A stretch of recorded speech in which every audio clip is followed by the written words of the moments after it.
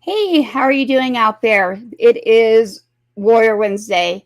Here we are right now with you on a Wednesday. Listen, feels like a Monday to me. It's really strange.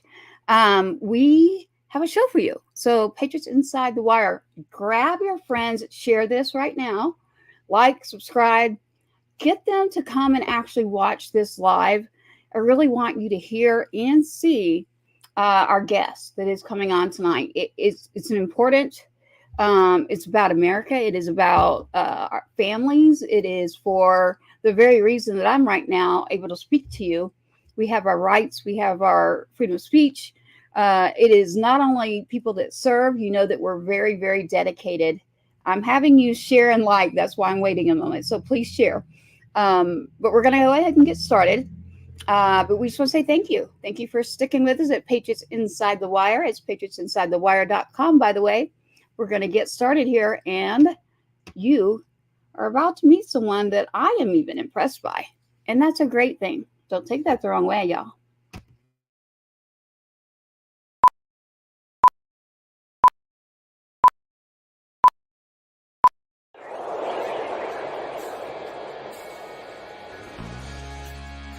Giving a voice to the voiceless. We share the stories behind our freedoms and the ultimate sacrifice of those who protect us all. This is Patriots Inside the Wire. Patriot is someone who was willing to give his life for his country and served honorably in Iraq. Signed our names with no regrets. Only wanted to be the best that we could be. And we wanted this and nothing more than to be true down to the core. We thought we'd live forever, but when the full moon is bright and the wind blows just right, I can hear your voice on the wind. Here's one that I think that on the perfect day, really. But you know what? It's really more like 21 guns into the night till we meet again on the other side. 21 guns, this is goodbye till we meet again on the other side. Yeah, 21 guns.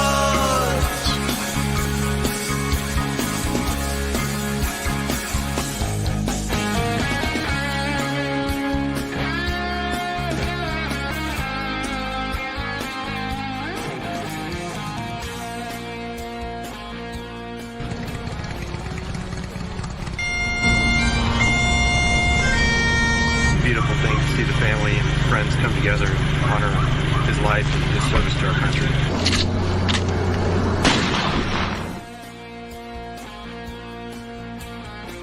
It's great to see you guys out here. This is awesome, really. Welcome to the Patriots Inside the Wire broadcast, hosted by Gold Star Mom, Tracy Two-Step. And here we are. Let's bring up our co-host right here, Mr. John Swat. How are you doing tonight, John? I'm doing Swat. good. How are you, Miss Tracy? I am doing good. I'm making sure you're awake there, man. Do you have a long day at work? I am awake. I just have an early start tomorrow. We're heading off to the studio to work on some new music. So we're going to be putting out there pretty soon. So going to try to make it an early night tonight, of course, because we got to get up early and do a little driving. But it's exciting. So it's good to see you. Hey, it's good to see you. I've missed you. We're going to stick to it. I can actually see the clock right now, actually. I made some adjustments. I did not get glasses because I am not old enough to do that yet. But I hope it's about our end. You know me. You know the song that I love. It puts a smile on my face. That's why. So for everyone out there listening, John Swat is John Swat Music. He is the co-host right now of PatriotsInsideTheWire.com. And the show that you're on right now is live. Right now on Wednesday Warriors, You can find us pretty much anywhere, whether it's a channel, a audio, you name it. So tomorrow, you will be able to find our podcast on Apple, iHeart. It's literally all laid out there. JMT Media Productions got it all set up. Not only that, Heroes Media Group, we are officially part of that group as well. So we've got some great people behind us. I did hear from what we call the Big Fish SWAT today. There's some things coming up, everybody. Music, listen to me. Patriots are patriots, our officers, our fire, our military veterans, Gold Star families, Angel families. We are all patriots. So this is why we name the show what we do. Inside the Wire is very recognized in the military. And SWAT, so tonight, instead of having the commissioner, don't worry, everyone, he will be on 1st of July, or is it July 3rd? Next Wednesday, okay? Right before July 4th. I do want to make something evident and say something to everyone. You know, the 27th, that day is PTSD Awareness Day. To me, it's every day. But I do want to speak to anyone out there and say PTSD awareness should be every day. Self-checks, check on your buddies. If you send me a message or you go to our website, we may not know everything, but we can turn around and say, hey, let me give you someone who can. And there's always 988. SWAT, what do you think? We can get into the show? I think so, and I think our guest today is going to be really special. But I think also they might know a little bit about PTSD as well, and just some of the things that trials and tribulations they've been through. But I'm really excited about hearing his story and hearing it from directly from him. So yeah, let's bring him up. We are going to. Thank you, SWAT. Pay attention to what you're going to play there at the end for us. All right, here we go. Thank you for Patriots Inside the Wire. Our guest tonight is Dennis, Mr. Dennis Price. How are you doing? Good. How are you? Thank you so much for having me on. Well, thank you. Thank you so much for, I know it was last minute, but you know what? It worked out great. So I know that you have served in the Marines. So thank you for your service and your families. I always remember that part. It's the families too. So I want to say thank you for that. I know about your foundation a little bit, but to be honest, I'd like to hear more from you about where you'd like to go with this and what you'd like to offer there. You got 2 Army over here beside you, and then you got Marines. But again, we support all branches on here. It is okay to, laugh and bring some joy in with this. Now, y'all keep seeing me do this, everybody, because if he served and he's not here, my freedom, my rights, my God, okay? That's what I do. That's what I do for me. So for anyone else, don't be offended. Just ignore that part if you don't like that. But I can't ignore that in my life. And I bring that up because of PTSD.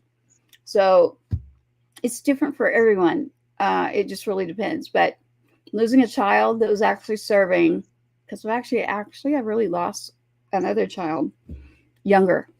But losing someone that's serving our country, and then they go to war and they come home on U.S. soil and they're killed, that's not okay with me.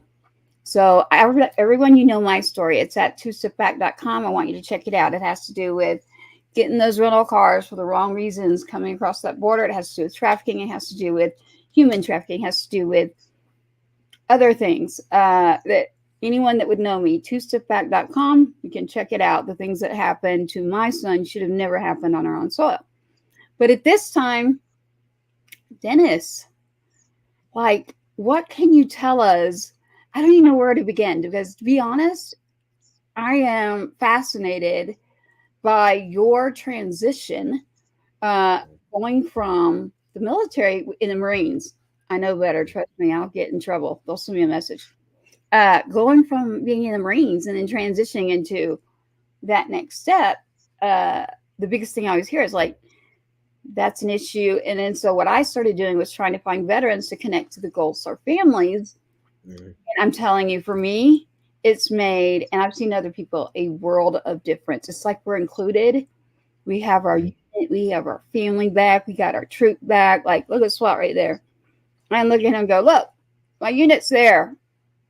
and we got JMT behind the scenes there, but basically that's why I mean, I'm so grateful.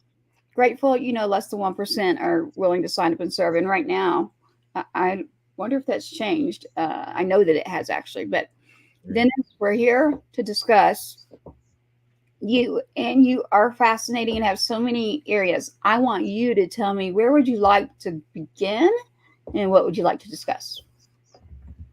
I guess first I would like to I would like to throw something out there that and as you hear my story, it'll make sense even more. But I alone was a broken man, but look what God did with the pieces. So I might have done a whole bunch of things in my life, but alone I did things that led me to pain, torment, anger, bitter rage, and that was before Christ. So I would like to first throw that up there, just because that's the hallmark of and the central focal point of my life. Well, you heard me in the beginning. I always say, you see me do this, and honor the fallens was on my arm.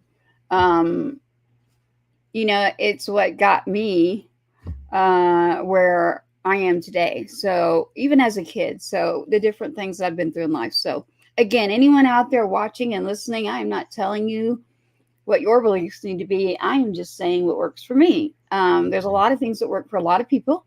One of those other things is music.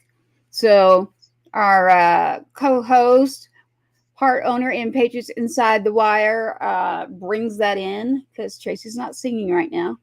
But we got a lot coming up as far as music. So for you, Dennis, as with your faith, is there something else too? Because you're very mission oriented. I bet you like to get involved, is what I think I see. Yeah. So background, and I'll share my testimony in a link over here so that you can either play it or we'll reference it in the when you guys launch it tomorrow. But so I served about 17 years in the Marine Corps in special operations, all through different special operations commands, and that to include the private sector. Like once I got out and transitioned to private military contracting as a sniper overseas, in total I did 13 deployments. And that's why I led that. When alone, I was a broken man, because when you do back-to-back deployments like that, it leads you down a long, dark path, and the only people you really hurt is everyone who's around you. And it took me and my family down that path for a really long time until I came to Christ. So in my testimony, I cover it over it. I had, I was almost at the brink of it, contemplated suicide, and then, and pretty much had it up, what I say in my testimony, that I was convinced that there was no other way out. So all to say, and this is just me skipping over a lot, but once I fully committed my life to Christ, I got out of the military due to my fourth daughter was born with 2 rare diseases, got out and started contracting. And I felt the call to serve when I watched Kabul, Afghanistan fall on the news. And that's when me, Chad Robichaux, and a whole bunch of other people went across snuck into Tajikistan, swam across Afghanistan, and ultimately I was able to pull out 77 Americans who were trapped behind enemy lines, and special immigration visa interpreters who were vetted. And I was just really happy to be used by God and use that calling that He called me to do. And then I went on to do multiple things in other countries and still continue that calling. So when you say mission driven, the military and special operations really prepared me in good and bad ways. And then now I lead by faith and my belief in Christ and what He calls us all to do, and that is use our spiritual gifts and talents to serve the Lord and to be His hands and His feet in this world. Because we live in a fallen world. And a lot of people will say, how could you do this, God? How could you? No, it's like, no, we live in a fallen world. How could we let this happen? And he calls us to be his hands and his feet, and to use our spiritual gifts and gifts and talents of the Lord to serve others. And so that's why now, I stood up my own nonprofit after swimming across Afghanistan, saving those people. And that, to me, it was a life-changing event. I realized that after 17 years of pain and torment, my whole life goal, and God did not put me on this earth to wage war and to be his war vessel. It went from taking lives to saving lives, and it was just that 1 degree off, and that changed my life. And now, like just that 1 degree, that's what qualified me to swim across Afghanistan.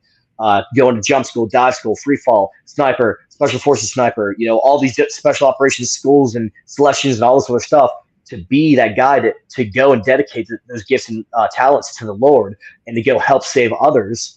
And now, like when I say, like, this isn't Dennis Price LLC, this isn't Dennis Price nonprofit, it's God uses us, and I'm using today's modern day stump to stand up and preach the gospel and evangelize and tell everyone that it's not just me.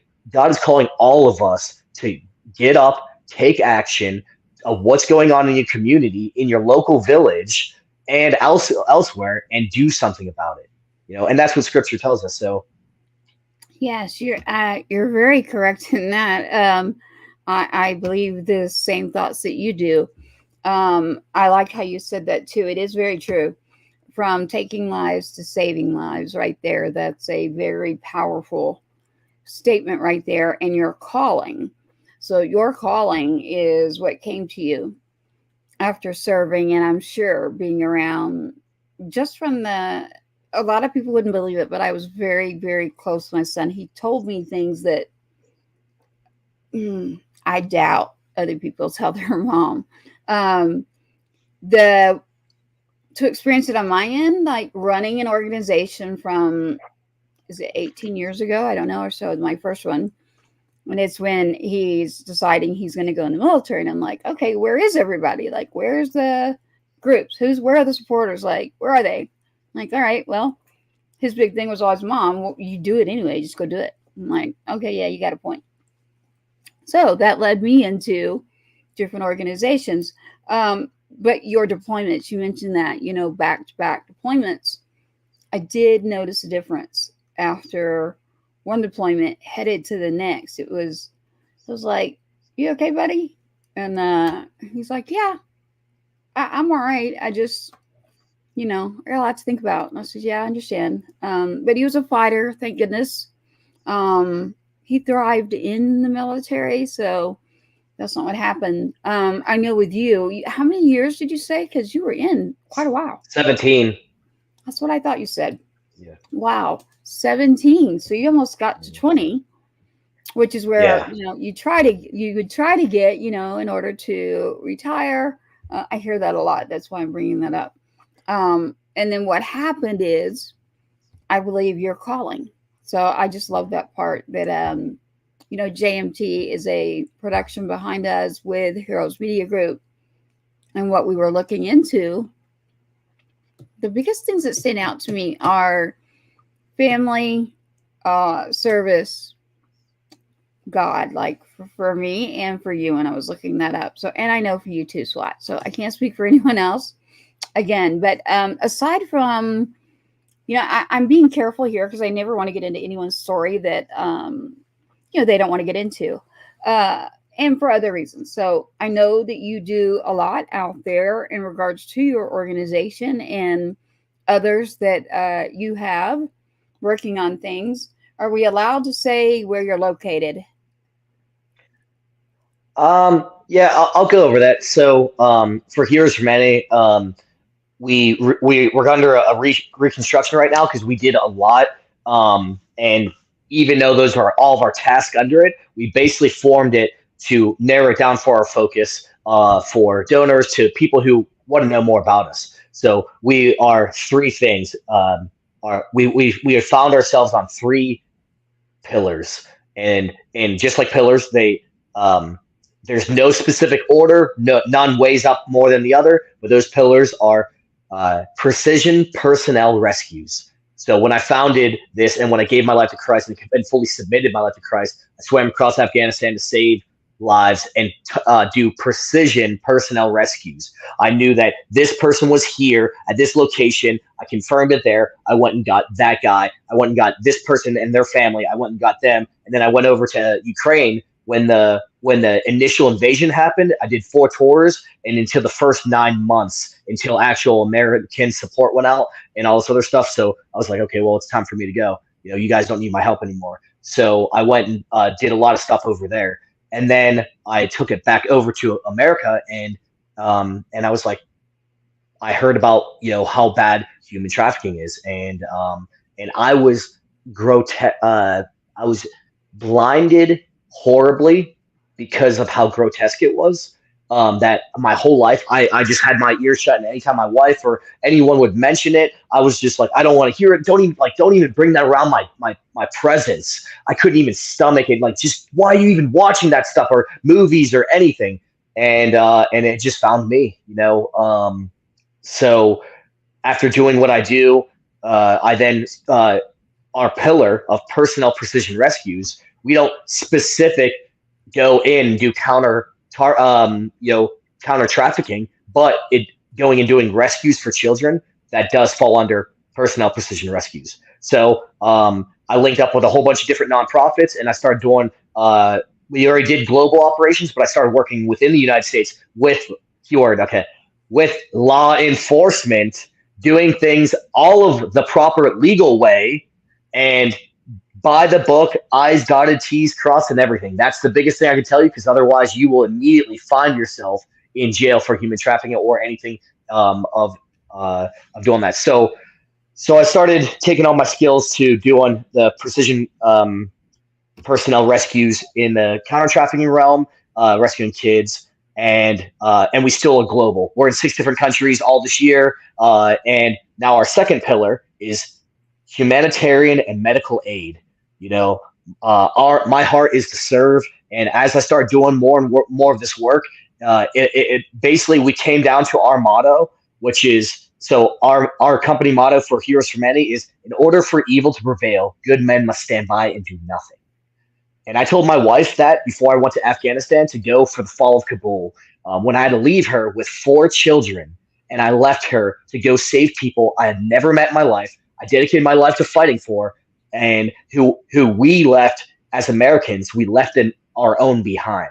So I told her, in order for evil to prevail, good men must stand by and do nothing. And I felt the call to serve, and I followed the Lord, and he's taken me down this path. And then our slogan for Heroes for Many is ultimately to free the oppressed so that others may live. So we do humanitarian work all over the globe, and not just the globe, inside the United States. Houston, like we all know, because we're from there, we all just got hit by those floods. Well, Heroes for Many went down there and covered all those floods. Tallahassee got hit by tornadoes like a month and a half ago. We sent volunteers there. We covered down on Kentucky floods like a year ago when they tormented that place. We covered down on tornadoes that hit in Louisiana like 2 years ago or a year and a half ago. Everywhere that there's a voice of the needing, we will be there to provide humanitarian assistance and medical aid. And those are 2 of the pillars, and it flows directly into the third one. And I tried so long to withhold it, kind of like what you said. Hey, these are my beliefs and everything like that. But the secret sauce is God, man. And our third pillar is evangelizing, because God tells us to go out and be fishers of men, and He tells us to go, and that is our duty and response. And when I tell people who want to volunteer with me, I'm like, hey, I'm going to evangelize wherever I go. If you're not a believer and all that stuff, that's cool on you. I hope that one day that changes. However, we're going to do amazing things in the world, and we're going to do it in the name of the Lord. So, and that's cool. If you want to be a part and still do something amazing, well, it still is the right thing to do, and no one can argue that. So those are our 3 pillars: personnel precision rescues, humanitarian medical aid, and evangelizing. And I use all my skills and tech, and all my skills that I've learned and expertise in 17 years of special operations in the Marine Corps and joint special operations and contracting and everything I've done, to go out and apply that for, instead of, like I said, going from taking lives to saving lives, using that same skills that we hunted terrorists, located them, and was like, the terrorist is right here, let's eliminate him. now take that same principle and be like, this missing child is right here, and locate them and go and do a massive operation just like we did in the military. Instead of taking someone out, we're going to go out and conduct a precision personnel rescue. Wow. That is a lot, and that is beautiful. For the listeners out there, I have talked quite a bit. I have talked quite a bit in regards to me and the way that I believe. Thank you. I do have to say thank you so much. I see that you're here, Jeremy, present. Thank you so much. And I see that she says a beautiful testimony there to you. And Dennis, and then we have Jeremy. You are, he made just over 9.5 before he had to get medically retired. Thank you so much for joining us here at the show tonight. I do not have more light in here, but I see that comment. But I care more about what Dennis is going to say rather than what I'm going to look like. Or maybe you meant Dennis. I'm not sure. But we are just grateful that you're here. And yeah, I understand, Jeremy.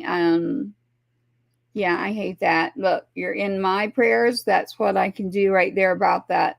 And then, of course, showing up always as well. So thank you for joining us. Please share this, and we will be sure to do what we can. It's Heroes 4, the number 4, humanity.us. So we need to change that. So again, that is Heroes, the number 4, humanity.us. I'm using the number 4 for those that are watching live, and our video will stay around. It doesn't go away. But when it goes out for a podcast, and it'll be on Apple, it'll be on Spotify, it'll be on iHeart. I mean, I don't want to name them all. I'm covering them up right now, but we are live on multiple channels right now. We're on social media. We will have the podcast. So that's why you see me, Dennis. I'm trying to explain not only for our visual live viewers right now that we have, and then we will have. What happens is tonight and tomorrow, people wake up and then they are looking and they're like, whoa, wait a minute, what is this? And then I mean social media. So that's usually what happens there. And then if you've got a lot of experience with X the platform, X the platform is where I myself was educated quite a bit, ironically, and I'm not advocating for any social media platforms. I am letting people know one thing that just happened to me. Community guidelines, this is not my role. I just want to let you know this so it doesn't ever stop you, Dennis, and it doesn't stop me. I lost access. I lost connections to my son. It was like, I can't go send him a friend request, all of our messages. The guidelines were just updated June 10th. You cannot bring up specific words any longer on a certain platform. One of those is why we say 22 a day. So without me getting into that part, and yes, trust me, we picked up the phone immediately, working within legislation. We got a hold of people and we said, wait a minute, we do not like this. What are we supposed to do about advocating? So the people that are advocating. So I'm going to get off of that one, but I wanted to let you know that because that will help you too going on in the future of what's going on with our guidelines. We want to make sure we stay within those guidelines for the community. However, do I agree? I'm just going to plead the fifth right now and tell you that I'm happy to have back my platform. I don't want you to lose yours. I would like to discuss a little more about your military experience and things that you had accomplished. I call it MOS. In the Marines, I'm about to ask you something, and I say there's never a dumb question. I teach my kids this. So in the Marines, as far as you and being responsible, is it MOS? Like Army? Is that what it's called? Dennis? Can you hear me? Are you there? Can you hear me? I'm not sure you can hear me. It is, yeah. Yeah, Army and Marine Corps are very similar. And MOS, yeah. Yep. Okay. Yeah, can you hear me? I can now. It's going a little fuzzy and in and out. I'm not sure what it is. Yeah, I can hear you. There you go. That's better. So yes, I was asking. So MOS would be. Yeah, I thought that was coming. I could tell the internet looks to be like it's dragging a little bit, everyone. So hold tight on us. and he'll be back. But as far as his military career and what he's accomplished, um, he is so experienced as far as being able to get into his MOS, and what he's done and accomplished is a very extensive list. I do have a video, and I will be putting that out, and we will make sure that you get to see that information. I can do that actually right now. Why don't we do that, Jeremy? You are correct. The only dumb question is the one not asked. I truly believe that. Thank you so much. And I understand what you mean there. Yes, the DOD. Thank you. Yeah, I understand. Thank you so much for being here with us. And he's back. There he is. We've got Dennis back up here. We were talking about, I said, I guarantee you the internet is about to go just like that. And there you are. So you're back. So really, Yep. tell us a little more, like what you were in charge of. Maybe a lot of civilians may be watching, and I know 17 deployments. Yeah. I don't know that I've ever heard someone tell me that high of a number. I am quite like taken back. I'm like, wow, that is an extensive number of deployments, right? I don't think you can hear me. 17. Yeah. Yeah, there seems to be a delay, maybe. I'm not sure what it is. Are you there? Yeah. So it was actually 17 years. Oh man, what the 17 years into the military, and then your number of deployments is what I was trying to get to. You're correct. But what I am noticing, everybody that's paying attention right now, is that the internet is dragging. So it pulled me into the wrong direction. So I think what we're going to do right now, the smart thing to do would be to play you his video here. This is about Dennis and his testimony. Stick by. This is going to play for you. Dennis is fixing his internet right now, and as he comes back in and talks to you, I would like for you to see this. This is about our guest right now. My name is Dennis Price. I served about 17 years in the Marine Corps, 15 years active duty, Force Recon, Scout Sniper, Ranger, JSOC. I say all this because at one point in my life, it meant so much to me, those titles. Probably the greatest title I ever had was being a father. I joined the Marine Corps about 17 years old. About 16 years ago in Iraq, I was a machine gunner. We were doing a convoy operation from Fallujah to Ramadi, just like we did hundreds of times before. We were coming up through the city of Ramadi, and we were coming up under an underpass through a bridge. Once you go under the bridge, you switch lanes. The first vehicle goes, they do exactly what they're supposed to do. The next vehicle goes, he ran over a IED, and it kicked off what changed my life for the worst. The vehicle in front of me gets decimated, a rocket flies in between me and the vehicle, and then it kicks off this IED initiated ambush. To my left, to the southeast of the city of Ramadi, we started getting shot at, and all we could see was muzzle blast through the city. After watching that moment of my buds just getting destroyed, I was so mad, I was so angry. I wanted to kill every single person there that day.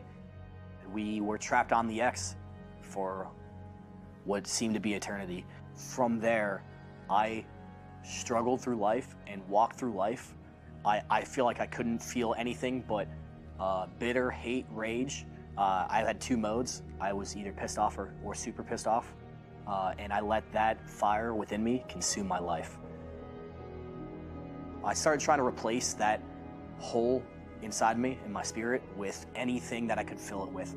At the time, it was like since I pushed out God from my life, he was always there.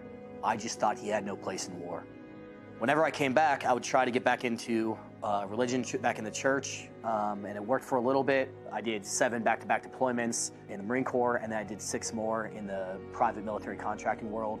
I was chasing the high, trying to fulfill what that void left in my soul. I slowly allowed God back into my life. And then I always went back each deployment to pushing him back out. My youngest daughter, she was born with 2 rare diseases, Beckwith-Wiedemann syndrome, BWS. I thought my life was over. I thought the world was crashing down on my shoulders. When I got handed that $1.2 million bill from Amelia's Medical, that was my solution. It was that my family will get $400,000 or $500,000. This was my answer. Like, this was my fault. My family would be better off without me. I eventually let the devil into my head so much that there was no other logical thought in my head. He convinced me, and there was not a solid reason past that to take my own life. At this point, I was in my basement working out and biking for like an hour. I eventually picked up the phone after a couple hours, and I called one of my close buds and friends. In my head, I was like, this is not a false promise. Like, I can't think of one solid reason not to blow my brains out right now. Maybe he can give me one reason. He didn't pick up. I called again. He was out traveling. All else was white noise. I couldn't think of a single reason not to do it. Hour 3 or 4 goes by, and I'm still staring at the gun. One last thought goes through my head, and it's a random statistic I read, and it says, if a parent commits suicide, your children then are 10 times more likely to then commit suicide. And I'm sitting there like, wow, I can't believe that's what just randomly popped in my head. So as all these statistics are racing through my head and I have the gun in my hand, I'm like, man, I cannot fake it. I can't hack it one more day to give my kids a better life. I can't even do that one last time. I put the gun down and I go in and I put on Cornerstone TV, which is a church channel, and I'm like, man, I'm so messed up right now. I need help. I go seek help through counseling and everything, and go back to what I know. You know, just like everyone's baseline, just like zeroing a sniper rifle or anything like that. I needed zeroed in life. I had to go back to a baseline, and what is that baseline? It's Christianity. It's the church. I don't care if I have to work every hour of my life. I will pay off this $1.2 million debt. I will figure out a way to do it and give my family the father they deserve. I got out and joined, what used to be called Blackwater, and I started government contracting through different contracts, OGA ones to just various different ones. I was walking down the hallways, and all of a sudden, it felt like I got struck by lightning. And that is the best way I always try to describe it. Every hair on my body was standing up. And that's the first and only time I ever heard the audible voice of God. And he says, you have to go save them. I was like, what? What's going on? And I go down the hall, and I turn on the TV, and I see Afghanistan, Kabul, all about to fall. And this is before it fell. My rebuttal was, what can I do? And the next response was, anything. Within one day, I had a family who had 6 children. I got given a family. I got given a mission. I got given a timeline saying in 6 days, their oldest daughter, who's 14, and their youngest, and their second daughter, who's 11, are going to be raped and sold off to the Taliban. And with God's power and everything like that, within 24 hours, I owned a 50-acre compound in Alaska. 24 hours after that, I had a 6-man joint special operations team. 24 hours after that, I had a plane, and I had access to go in Afghanistan. On the 5th day, we rescued his family out of Afghanistan. That changed my life. From that moment, immediately rescuing them, I got shifted all of these missions. In 2 weeks, I was able to save 55 Americans out of Afghanistan. What now is formed as Save Our Allies. I got invited for that, and then that's when I met Chad Robichaud, and he heard what I was doing and what I did, and he offered me to go on a 2-man unsupported operation to cross into Afghanistan and save remainder Americans and provide routes out of Afghanistan.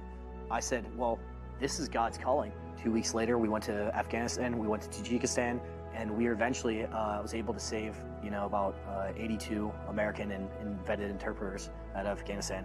I say that all because this is not my story to tell, this is God's story.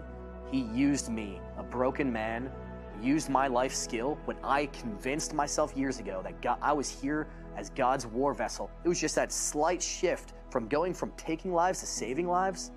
It changed my life. I now dedicate my life to serving God, serving the Lord, and using my skill set to helping others and serving others. Now I work at Mighty Oaks. I go around and help other veterans. I help them deal with same exact things I am. And I go around the world and just try to help people out, because that's ultimately what we're here for. Wow, thank you for that. That was a video that we just played for Mr. Dennis Price with the internet. He's back. I'm going to get him back here.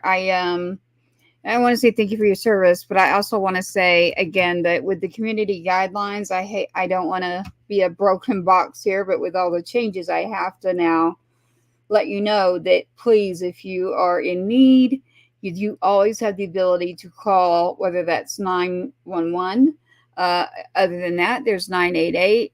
We have some resources on our website, but not just us. You're in help, reach out immediately, get that help. Life is short. It is very, very precious. Trust me, I know. I have had a brother I lost that took his life. And I raised him. Lost a son, and I'm going to bring Dennis back here. But this such an extensive amount of information that I wanted you all to know that there is always a way, and that with the new guidelines, I want to remind everyone that just to make sure that when you're telling your story now, we now have to come back and say, here's what we need to do. There's a lot of work to be done in this area. Trust me, I'm getting a hold of any legislator that will listen to me, and we will make sure to work on this. I do believe that we should be allowed to tell our stories in full and not take out the parts that I have to keep saying where to get that help. And there he is. He's coming back. There he is. So we've got Dennis now. We're sorry about the internet tonight. Ironically, it's not just Dennis, it's SWAT as well. So it's not storming here. I'm in Texas too. I'm north. I'm near the capital area. But your video, Dennis, is moving, powerful, and surprisingly, can you hear me well? Can you hear me okay, Dennis? Or is it a delay? I think there's a delay. Or are you on your phone? Yep. Yeah, I can. You can hear me now? Okay, good. Yeah. Yeah. Can you hear me? It's the Bluetooth is going in and out is what's happening. No, it's good. Okay, good. I don't know what part you heard, but we were talking about. No, I switched back and forth. I'm in my hotel room, and for some. Yeah, if you're on your phone or an iPad or computer, you might do better just letting your sound come straight out of your device without your earbuds. Is there a way to do that? That way your sound will come direct from whether you're using an iPad, a laptop, or a phone. We will at least be able to get that sound consistently. If you can do that, that would be great. Hopefully you can hear me. I know that JMT, if you can maybe send a message, that would help. Jeremy, you made me laugh right there talking about T-Mobile. Actually, I mean, it is strange lately. Like a lot of us are having internet issues. But here he is again. I know SWAT is too. So he's off. There he is right there. I had to get rid of all my devices and just went straight to a mic. And that worked great. But so Dennis is popping back in, and there he is. We just got to get you off of mute. Yeah. All right, good.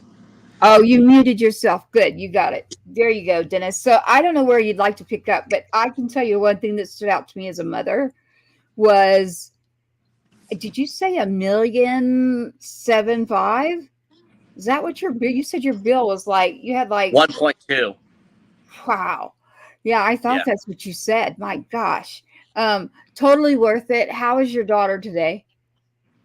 So that's first, she's doing good. Which is amazing. I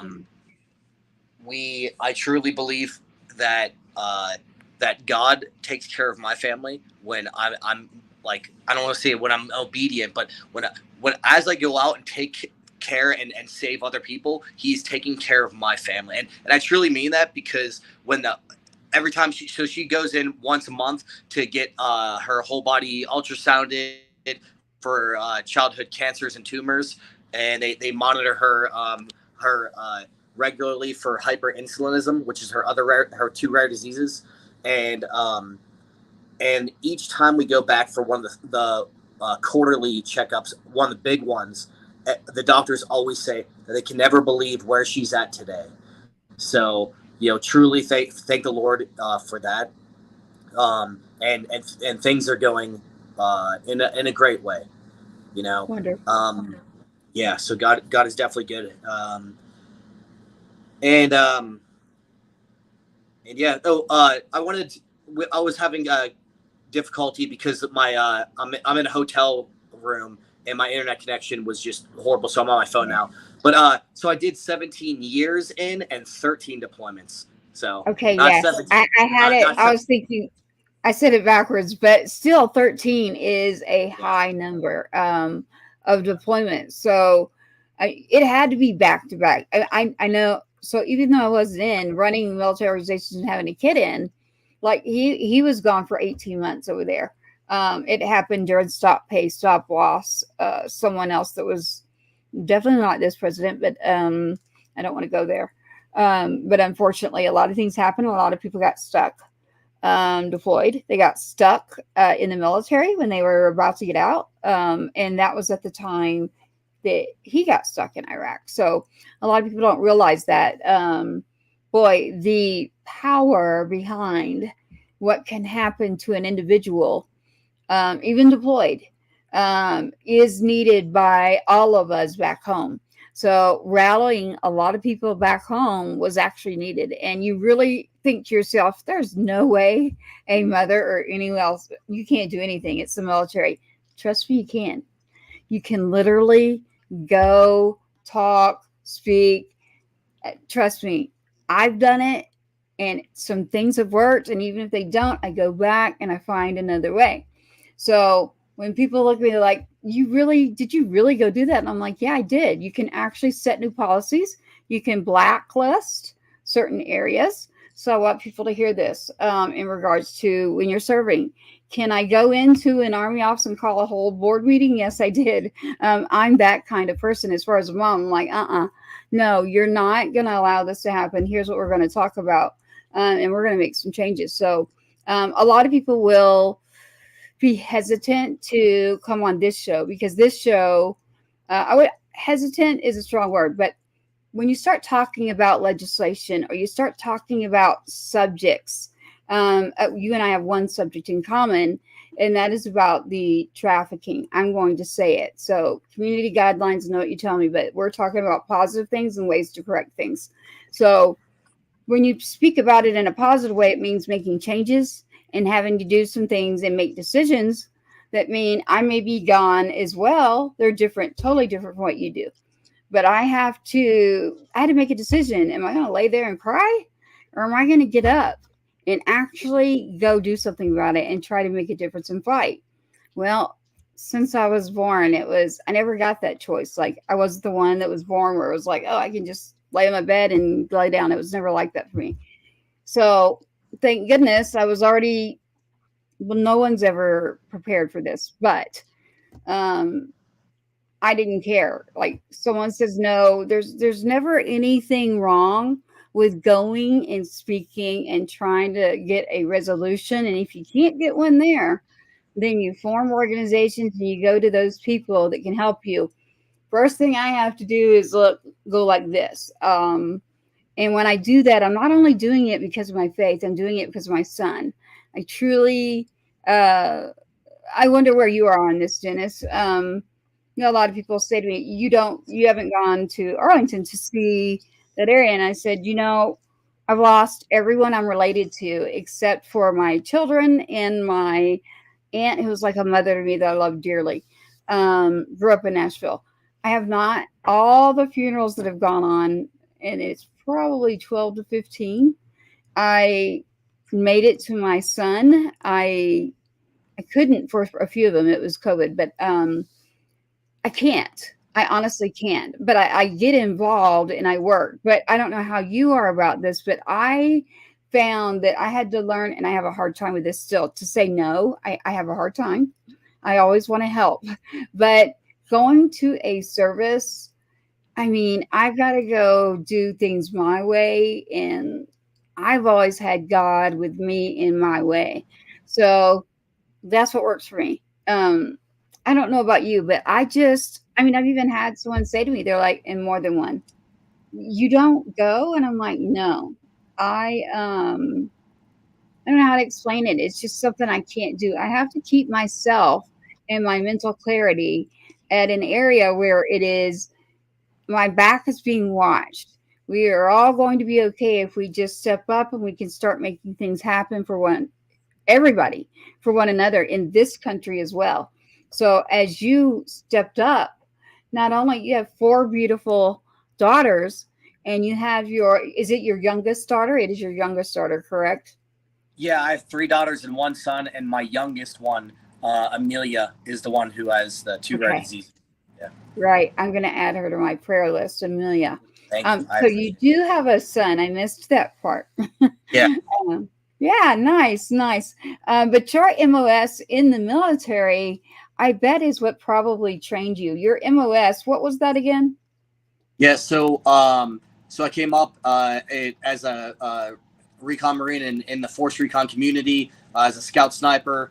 So 0321, 0326, 0317, all those are, and then I went over, now I'm over at MARSOC in the 1st Reserve Unit that we just stood up. I'm one of the plank holders over there that we just stood that up like 4 months ago, like 5 of us. And and then I went over to JSOC for a little while and was a special operator on the Marine Corps side as a representative over there. And then, yeah, so. Wow. My background definitely, it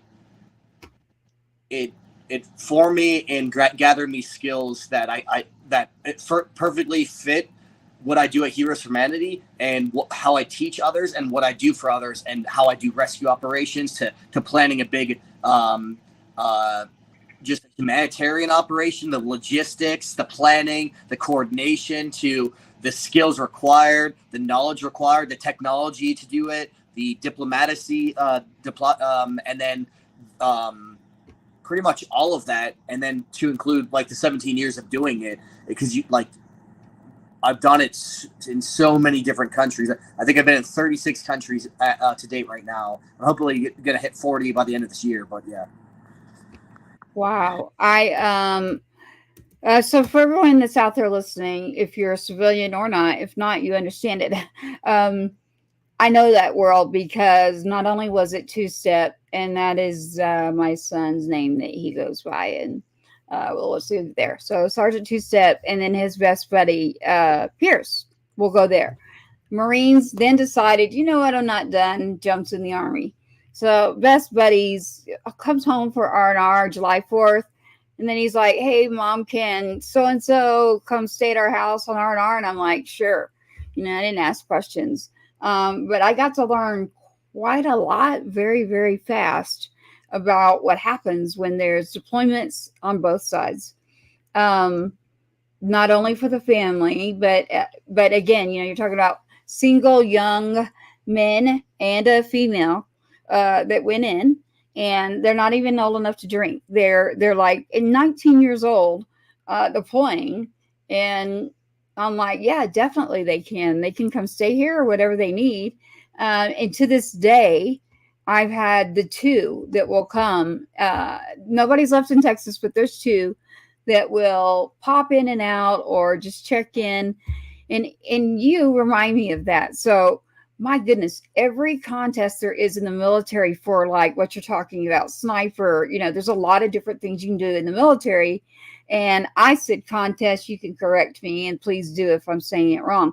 But there are a lot of different competitions that he would jump in and out of. And it was like, literally jumping was one of them. But it was like, oh my goodness, like this was a whole nother level. It was not just serving, just deploying. It was, I'm going for this way up here. And I was like, wow.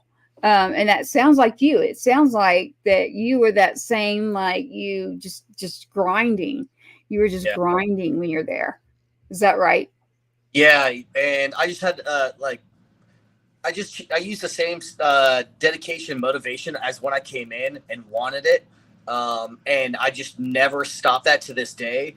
And that's what led me to be extremely successful. And then eventually through time above my peers, because I wasn't like, hey, what I do 10 years ago what am I still doing today to earn it? What am I doing today to earn the title, that everyone has done before me, and what am I doing today to make myself better and make the guys around me better? And I just continue to do that for about 17 years, and that really set me astray. Not my whole time, only until my last couple of years in is really when it started really breaking free and was like, it's not a has-been. It's not I do what I preach, and and the Recon Creed is out there as a great example, for all Marines to emulate. And I hold that as a living document that I try to look inward every day.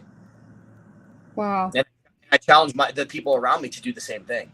And I, like I said, try to lead by example. So if I'm preaching it and they see me doing it, then there is no other excuses. Like, oh, let me guess. Do you have a kid? Like, oh, are you in college? Like, okay, well, we're all in college. We're all getting our master's degree. You have a kid? Well, I have 4 kids. Like, what is your excuse now? Like, I was telling JMT, yeah, we call him JMT. I was like, did you sleep 8 hours last night? Okay. Oh, but you didn't get this done? Okay. How about you sleep 6 hours? Now get this done. How much willingness are you to sacrifice your personal comforts and dedicating yourself to completion of the mission do you really have? Is it about sacrificing personal comforts, or are you just trying to just get by? And that's what I think that grind that I kept gnawing at everything just continued to this day. So yeah, exactly. I mean, I definitely can hear it. I can see it in everything that you're doing. What can you tell us more about Heroes for Humanity? You did mention you're in Texas. I am in Texas as well. I actually did a lot in Houston. Our veterans there in Houston, and then I mixed in music. We always have a lot going on there. So it's interesting. The music community, that I say music is medicinal. It's that for me. And then I always have to have my faith. I will say this. I'll admit this too. Someone asked me, they said, were you ever mad or did you ever turn away? And yes, I'll tell you the truth.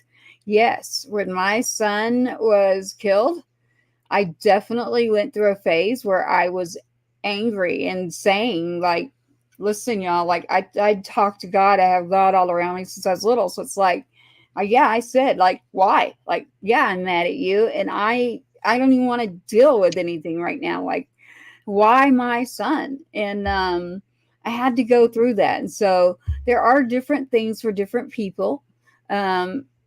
And it really was time. Time is one of them.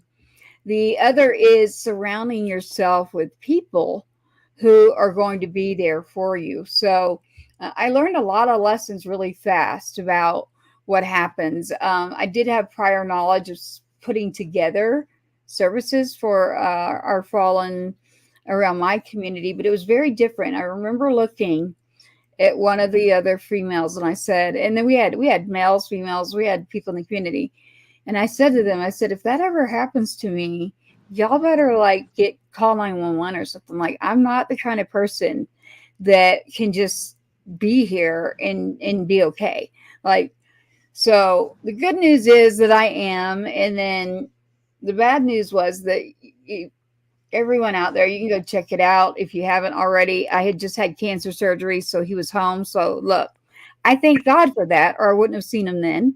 I also thank God that, right before he was deploying, I had him come home again. And that's unusual. So I got to see him twice right before he was killed. So a lot of people are like, no way. And I'm like, well, yes, my vagus nerve was cut, which has to do with talking. I could not talk. And for someone who uses their voice, not only for singing, that wasn't the main thing. It was for speaking up and stepping out, because the way that I came into this world, that's what I had to do. So when I lost my voice, and you're sitting in the corner of a couch, and it's like the movie, Dennis, like you've got them coming to your door and you're waiting and you're just kind of curled up. And I can't explain to you how it feels, but you literally are curled up in the corner of the couch. And then they knock on your door, fully dressed, and they walk in, and it's like a movie that's going in your head, and you're just telling yourself, like, okay, God, like, let me get through this. Let me get through this. Let me do this. But I have always been amazed at when I meet someone like you who gets involved, and then and for your community. So you're here in Texas, and it's Heroes for Humanity. Again, the number 4 for anyone that's going to go by audio. Heroes for Humanity.us, and taking lives to saving lives is your calling. So your calling is, you've been trained, very well trained. I don't know if you wanted to stay in longer or didn't, but I do know that you are being used for something that is ironically one of the things that killed my son. So when I don't get into his whole story, is what I tell people is you can go to my website and check it out. I can tell you right now that what you're talking about, Dennis, is extremely true. Does it happen right here where we're at? It actually does. And I have several friends here that are very, very involved. He's okay with his name being said. Kyle Sims, shout out to you right now. I would like to connect you to Dennis at some point privately on a back channel. But I've always been amazed. I mean, by someone, of course, here I am talking about going and telling the military what to do. But like someone like you, someone like Kyle, you remind me of that, where it's like, who's to say no? Who wrote that in the book that you can't do that? Because you need to show me that. Because only he told me, and I can look at his book. But I don't see anywhere that it's telling me no. I see that I can go work with legislation. I can go do different things. And we all have our strong suits. In yours, being able to go, how do you do this, Dennis? Like being able to take care of the family. Is it the foundation that helps you be able to travel and get there to take care of these things that we need America to be safe? We need to take care of people who are in a crisis. How do you afford all of that, Dennis?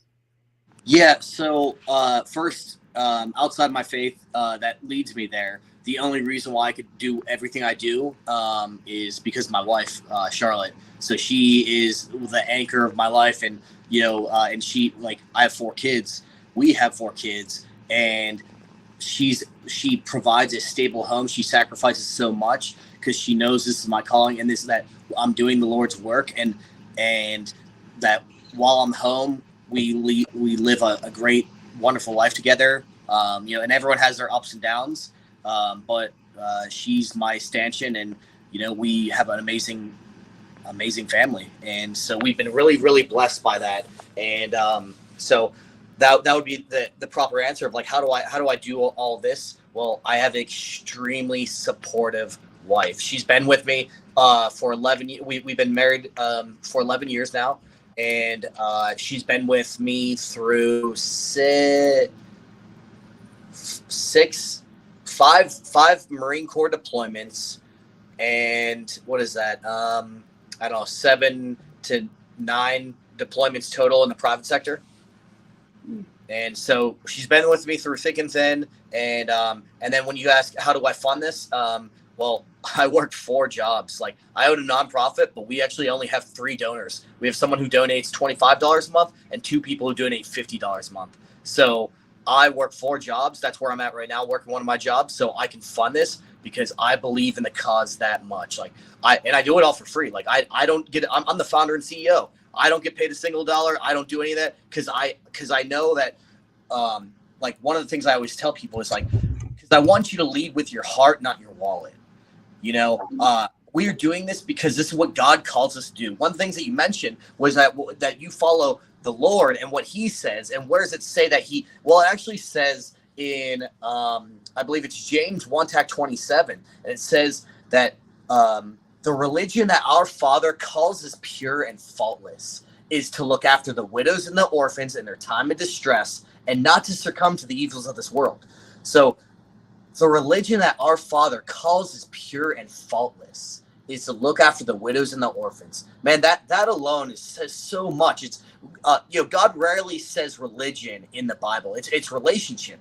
But when He says the religion that our Father calls us pure and faultless is to look after the widows and the orphans in their time of distress, which means when they're oppressed, when they're being trafficked, when there's a humanitarian crisis, when they're being, like, all of that. to hear the voices of the oppressed and to turn a blind eye, man, like, and how can we look ourselves in the mirror as warriors, as Christians, as men, as good-hearted people, and openly say, I think I don't have enough frequent flyer miles for that. Like, I blah blah blah, or like I haven't really got enough sleep. Maybe someone else will do it. So I try to always be dedicated to helping them, and the answer is always yes. And if I can't do it, then I will find a network and point them into there. And there's so many amazing organizations out there, like Free Burma Rangers. There's a few others like certain ministries, or Free Slave Free Project, to Sentinel Group, to you name. I can probably go on all day. Those are the ones that are validated, that I've worked with and know are good. The others, there's a lot out there, and I don't want to name drop some, but they say they're collecting hundreds of thousands, if not millions of donation dollars, and they're actually only bringing awareness. And people think that they're actually going and doing rescues, but they're only bringing awareness, and they're lining themselves with six-figure, and it's disgusting. But all we can do is focus on what we're doing in this life and what we're doing that the Lord calls us to do. And that's what I said. James 1:27. Look after the widows and the orphans in their time of distress, and not to succumb to the evils of this world. Correct. I mean, I've always admired how someone can, like, and my son can do it. His brother's gone, so we have issues there too. When I say issues, I mean it's weird. Like, you've got an only child now, because I had 4 lost. I won't get into that part, but I'll tell you that for the sibling, like, people don't really understand on the opposite side what happens. Well, he's very good at that. Like what you just said, he can literally, like, he just turned 15. He's 6'3", 240. So number one, he's not going in the military. Yeah. Not doing it. He's an old soul, like very wise old soul. So I'm like, I knew God knew that this was what I needed. Like, listen, people, this is me. Like, I know that he knew. I can show you letters back and forth. I can show you emails, texts to my son that I said, and he wasn't deployed yet. I said, he's like, Mom, I survived Iraq. I'm okay. You're just stressed. I'm like, no, something's just not right, man. You've got to like change something up. And he came home. So again, that was 2. Very rare. But I know the last thing, and I looked at him and I said, some things you needed to do. And I was just like, I cannot shake this. Please be careful. I know that you're the guy that's always going to jump out there and like want to do the crazy missions. There for your brothers and sisters in arms, and you should be. But I said, I just can't shake this. Like, something's up, Adam. I just don't know what to say. And then I sent him a message, and I said, Adam, I'm about to lose you, literally. And if it's not you, it's your little brother. I said, but it's not your little brother. And I said, and it's not going to be when you get on that. He was leaving to go get on and leave for Afghanistan. He's like, Mom, I'm literally coming out of the gates. Like, within hours, we're deploying. I said, please, just trust me on this and listen to what I'm trying to tell you. I don't know all the information, but I need you to know that I love you. I need you to know that I want to pray with you. I need you to know that as a mom, I know that you feel like I might be overreacting, but I know that something's wrong. And yes, within probably 12 hours later, he was killed. And I would have never had him home twice before that if I hadn't had such a force. It was a force. Like, it wouldn't go away. And so when people hear this, they're always like, I'm like, well, I can show you the messages if you don't believe me. But this has happened on multiple occasions with me. I heard that from you. I heard that you literally had the calling. So when I say the calling, you literally felt it. You knew that you needed to do this. And it's unique for me to hear someone say that. So I commend you not only for what you're doing, but, and I can't even explain it all. Only you can do that. And if there's more you want to add to this, please, like, add anything you'd like to add to this, because I do know that when I connect you to Kyle, I'm going to be doing it for a few reasons. One, we live in a state that a lot is happening in certain areas, that we need to get some things in order for our own country, in a good way. And I'm not talking bad here, people. I'm talking very good things that people need to do. And it's called, like, wake up. Like, there are really things going on right now that are a concern. So in order to find you, it's heroes, the number 4. Again, everyone, heroes for humanity.us. It is .us. I do want you to check out that website. And Dennis, I do want to say thank you to Charlotte. And I'm going to add Amelia to my prayer list, and your whole family. I mean, what you said is so true. I have, not just me, Gold Star Family Foundation, and then we have Fallen Heroes National and Patriots Inside the Wire. Those are all not just military. Now, this is for crisis. This is for, I have to speak about trafficking, because that is what happened with my child. So the collision, literally, that happened to him was because of this gap where there is no law in our own United States. And I've had people look at me and say, well, we just assumed. And you'd be surprised on who has said this to me. And I said, look, I'm not going to lie to you. I did too. When I gave my license to rent cars, I thought they were running it or something. They don't.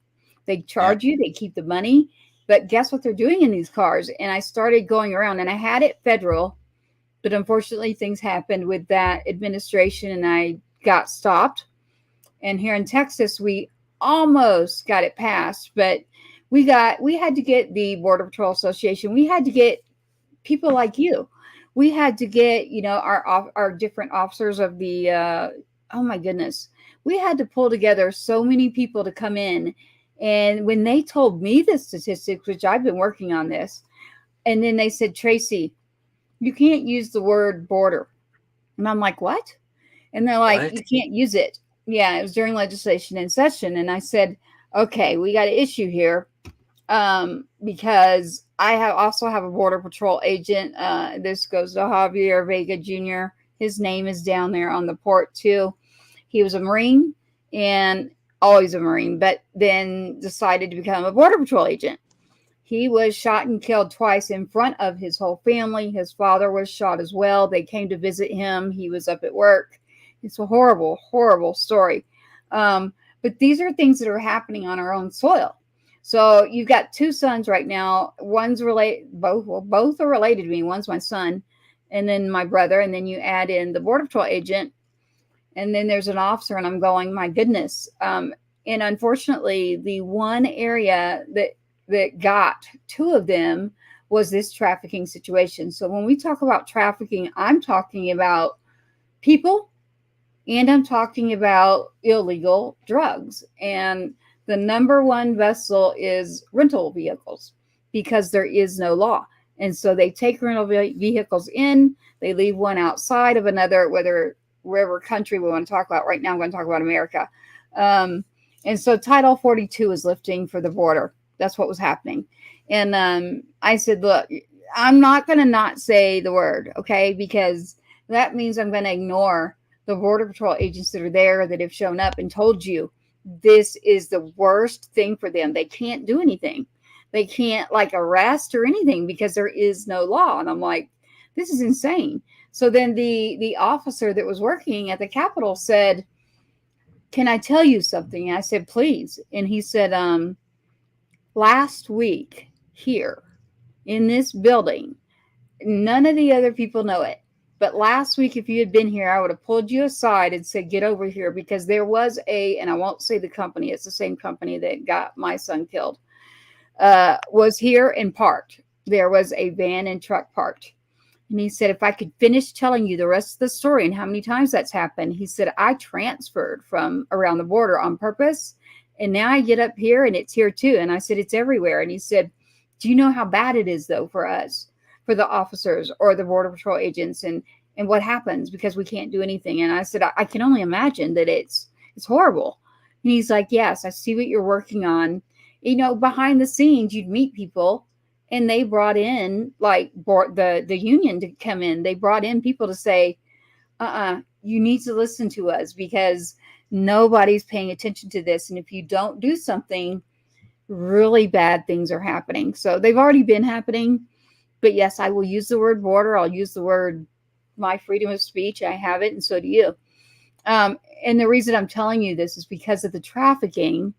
And I would have never known. Like, that would have never been on my radar ever if it hadn't happened. And the people that I've met by advocating and trying to get the information out, when I mentioned Kyle to you, he's a very, very vocal person. He will literally put up a list that says, here they are in this town, and listen to me, everybody. I can tell you, Texas right now, there's 12 to 15 different ones open right now, and he can tell you where they're at, how many kids, how old.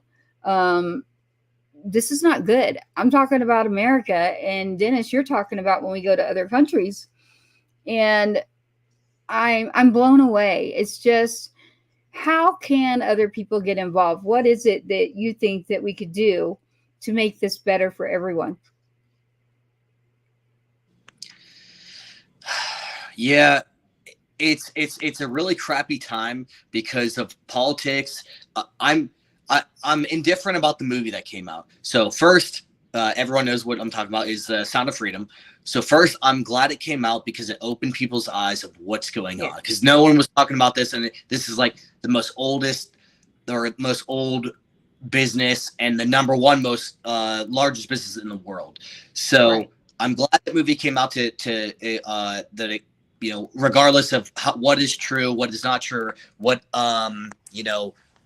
what the founder Tim Ballard was on, and who was actually not there and who was there. You know, that's neither here nor there. But I'm glad that, because now a lot more attention is going on to this, which is great. With the whole Epstein thing is that's still unanswered, and that's not okay.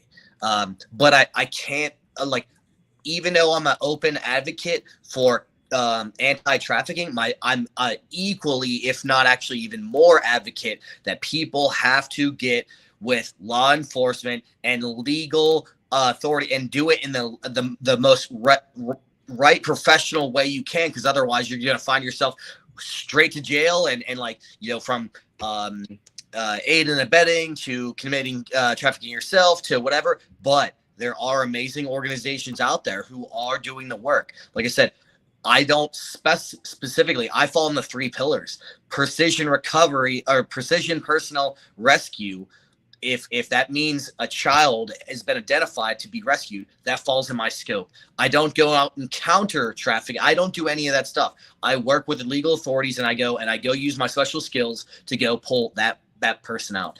But I cannot tell people enough to get involved the legal way and find organizations, support them, donate to them, do whatever you have to make sure that these proper people who are doing God's work in the most legal way and working with authorities get kids back, Correct. And it is our duty to do that. And like I said before, that's what God calls us to do. That's what our soul calls us to do. That's what the right thing to do. Like, everything points to the right thing to do. And we cannot turn a blind eye to it anymore, because ultimately, if we know this is action, like what I always say when I go out and speak, I say, now the burden of information is on you. What do you choose to do with this information that I just told you? That my organization, this organization, Free Burma Rangers, to CERT Ministries, Slave Free Project, Sentinel Group, whoever it is out there who are doing amazing things, what are you doing about it? Are you helping support them? Are you getting involved with them? Are you sharing their content with them? What are you doing to do something? Because otherwise, now it's a problem. And if you're not doing anything about it, you are just being complicit. And that is why our world is so messed up. I totally agree. And so when I mentioned Kyle, because I am allowed to mention his name, he does that. So he will work with, different police departments, and he gets his information. That is, you're correct. He literally will go, and he goes about it the right way. Now he holds his PI license, so I won't get into too much about him, except to tell you that I will connect the two of you. But just talking to him and working on different campaigns only because I needed, not just for me, I don't want another family. I don't want another parent. I don't want another person to feel what it's like to lose a child. So imagine, the way that I grew up, I was already around it. So you're right. Way before the Sound of Freedom, this has been going on when I was a child, and I have experienced it. So I don't want to get into my personal background too much, except to say that you learn to fight based on whatever you come into this world for. And I do believe that there's a reason that I kind of got put into certain lanes. And, I'm all good with the man upstairs. I'm not angry. Do I have moments where, as a mother's heart is broken? Of course I do. But I can tell you that if I had to make the decision too, Dennis, this has happened to me even recently. My son's birthday was recent. It fell on Father's Day. It's tough for me. I cannot, there are just certain dates that I really need to just be by myself and do my own work with the man upstairs. And that's what works for me. This time, because it was on Father's Day, I tried to go somewhere. It's the first time I've ever been in public and I couldn't keep it together. And I was like, God, what is wrong with me? Like, I usually can keep it together. Like, you would never know. And I just couldn't. And it was a movie. And I was like, oh, man, Tracy, like, don't ever do that yourself again. So, we got to take care of ourselves better, too. But in order to take care of the family, this is what happens too. So your wife, Charlotte, thank God for her. But it does they say to me, Tracy, you work so hard on doing these things. Be sure to take care of you and your children. I'm like, trust me, I take care of my children. Number one, that's like, don't even ask me that, because to me, that's a little bit of that's an offensive thing to even say to me. Number two, he's got me. Like, I know where I'm at, what I'm supposed to be doing. Do I have all the answers? No, I don't. We have Gold Star Family Foundation and then Fallen Heroes National Foundation. And then through the umbrella of Patriots Inside the Wire is gathering organizations like yours, whether it's veteran, whether it's an officer, whether it's the Border Patrol, and then doing Patriot Fest. We want to bring together the community with different organizations that are like us, that are smaller and do not get those large lump sums of money, but yet we're doing this work. And then bring in our musicians that are from these backgrounds and get them exposure too. So for me, I want to bring everybody together, and that's called Patriot Fest. And ironically, one of the locations will be Houston. Yeah. That's great. It's not set for a date yet. I am waiting. See, SWAT is out. I guess his internet knocked him out. But JMT, Jay and then my first name. We have to talk to a couple of people because they want it in a couple of areas. And so I grew up in Nashville, so I will always do something there. But I've been in Texas a long time now, so. Salado is somewhere that someone would like for me to talk about the expo. The Austin Expo has spoke up. There's Arlington Live where the Cowboys are. That's huge. But in Houston, I still need to scope out places. But the thing is there's so many people there that reach out that are like, they want it there. And there's a lot of really good artists and a lot of organizations there. I've just, through my organizations that have been ran, I don't know what it is about Houston, but Houston just gets there, and not that anywhere else does not. Don't take this wrong, everybody out there in Texas. What I'm saying is the amount of people that I know in the industries that I've worked in, singing, songwriting, the film commission world, I just know more people in those areas. So even just recently, the very first time that I ever was included in a Memorial Day service was there in Conroe, which is just north of Pretty the much where I Woodlands. live. Yeah. I'm sorry? That's really pretty much where I live. I live right outside No of Lake. way. Yeah. So do you know Honor Cafe? Chris Sadler. Yes. I've done like 3 or 4 speaking events with him. Actually, just Oh my Memorial Day, goodness. me and him were the keynote speakers. Do you know that before Jason got you, that's who I was sending messages to was Chris. And I was like, let's get Honor Cafe on. I'm going to. But I just met him Memorial Day, and that was the first time he ever spoke to a crowd where you're looking at the mom sitting right there in front of you. And they were like, would you like to help carry this gold? And I was like, no, I don't have to be involved. They're like, no, that community blew me away. Like, I was like, I'm moving there. Like, Conroe to me was like, we love it. I don't know how to explain it. I'm like, what are y'all doing down there? Because I'm like, I am moving. Marcus Luttrell's down here. Yes. Like, so we have a mass Chad Rover shows down here. Aziz, who we out of Afghanistan's down here. Like, we have I love it. Like, so me and Chris Sadler, we spoke on Memorial Day. We spoke at Lone Star Cowboy Church for Veterans Day, Memorial Day. And this year. And then because Chris went from ours. He was with me first. Yeah, I think ours. And then we went to eat there. I might have even been right near you, and I didn't even know it. Well, I think he hit ours because I know he went at ours at 10 or 11. I know he said he had multiple speaking events that day, and so we spoke. And Chris, he helps out a lot with my for-profit company when I go and teach people how to like you said. I've been doing this my whole life, all my adult life. So now, and where I met JMT was at my Polaris event where I was teaching people how to shoot. Because I'm a sniper instructor, so I teach people to and I'm a instructor for firearms from the Marine Corps, from Army Special Forces to the private sector that used to be called Blackwater. And so I'm 3 times over of a firearms instructor and sniper instructor. So I teach people in the civilian sector who want to learn these skills to be involved in what we do. And so I train them up and everything. So Chris Sadler, he is our go-to choice, and everyone who volunteers to cover the bill, they all use Honor Cafe, and then they come out and they do it once a month. At, Club. Well, that's where I want to do it. So there is another lady. I'll just use her first name, Heather. It's called Red Brick, or it's a restaurant, and it's down there too in Conroe. What is the name of it? I mean, it's Brick something. Her name's Heather. Her and her husband run another restaurant there. And so I am actually on a board that's down there, and it's goldstaradvocates.com.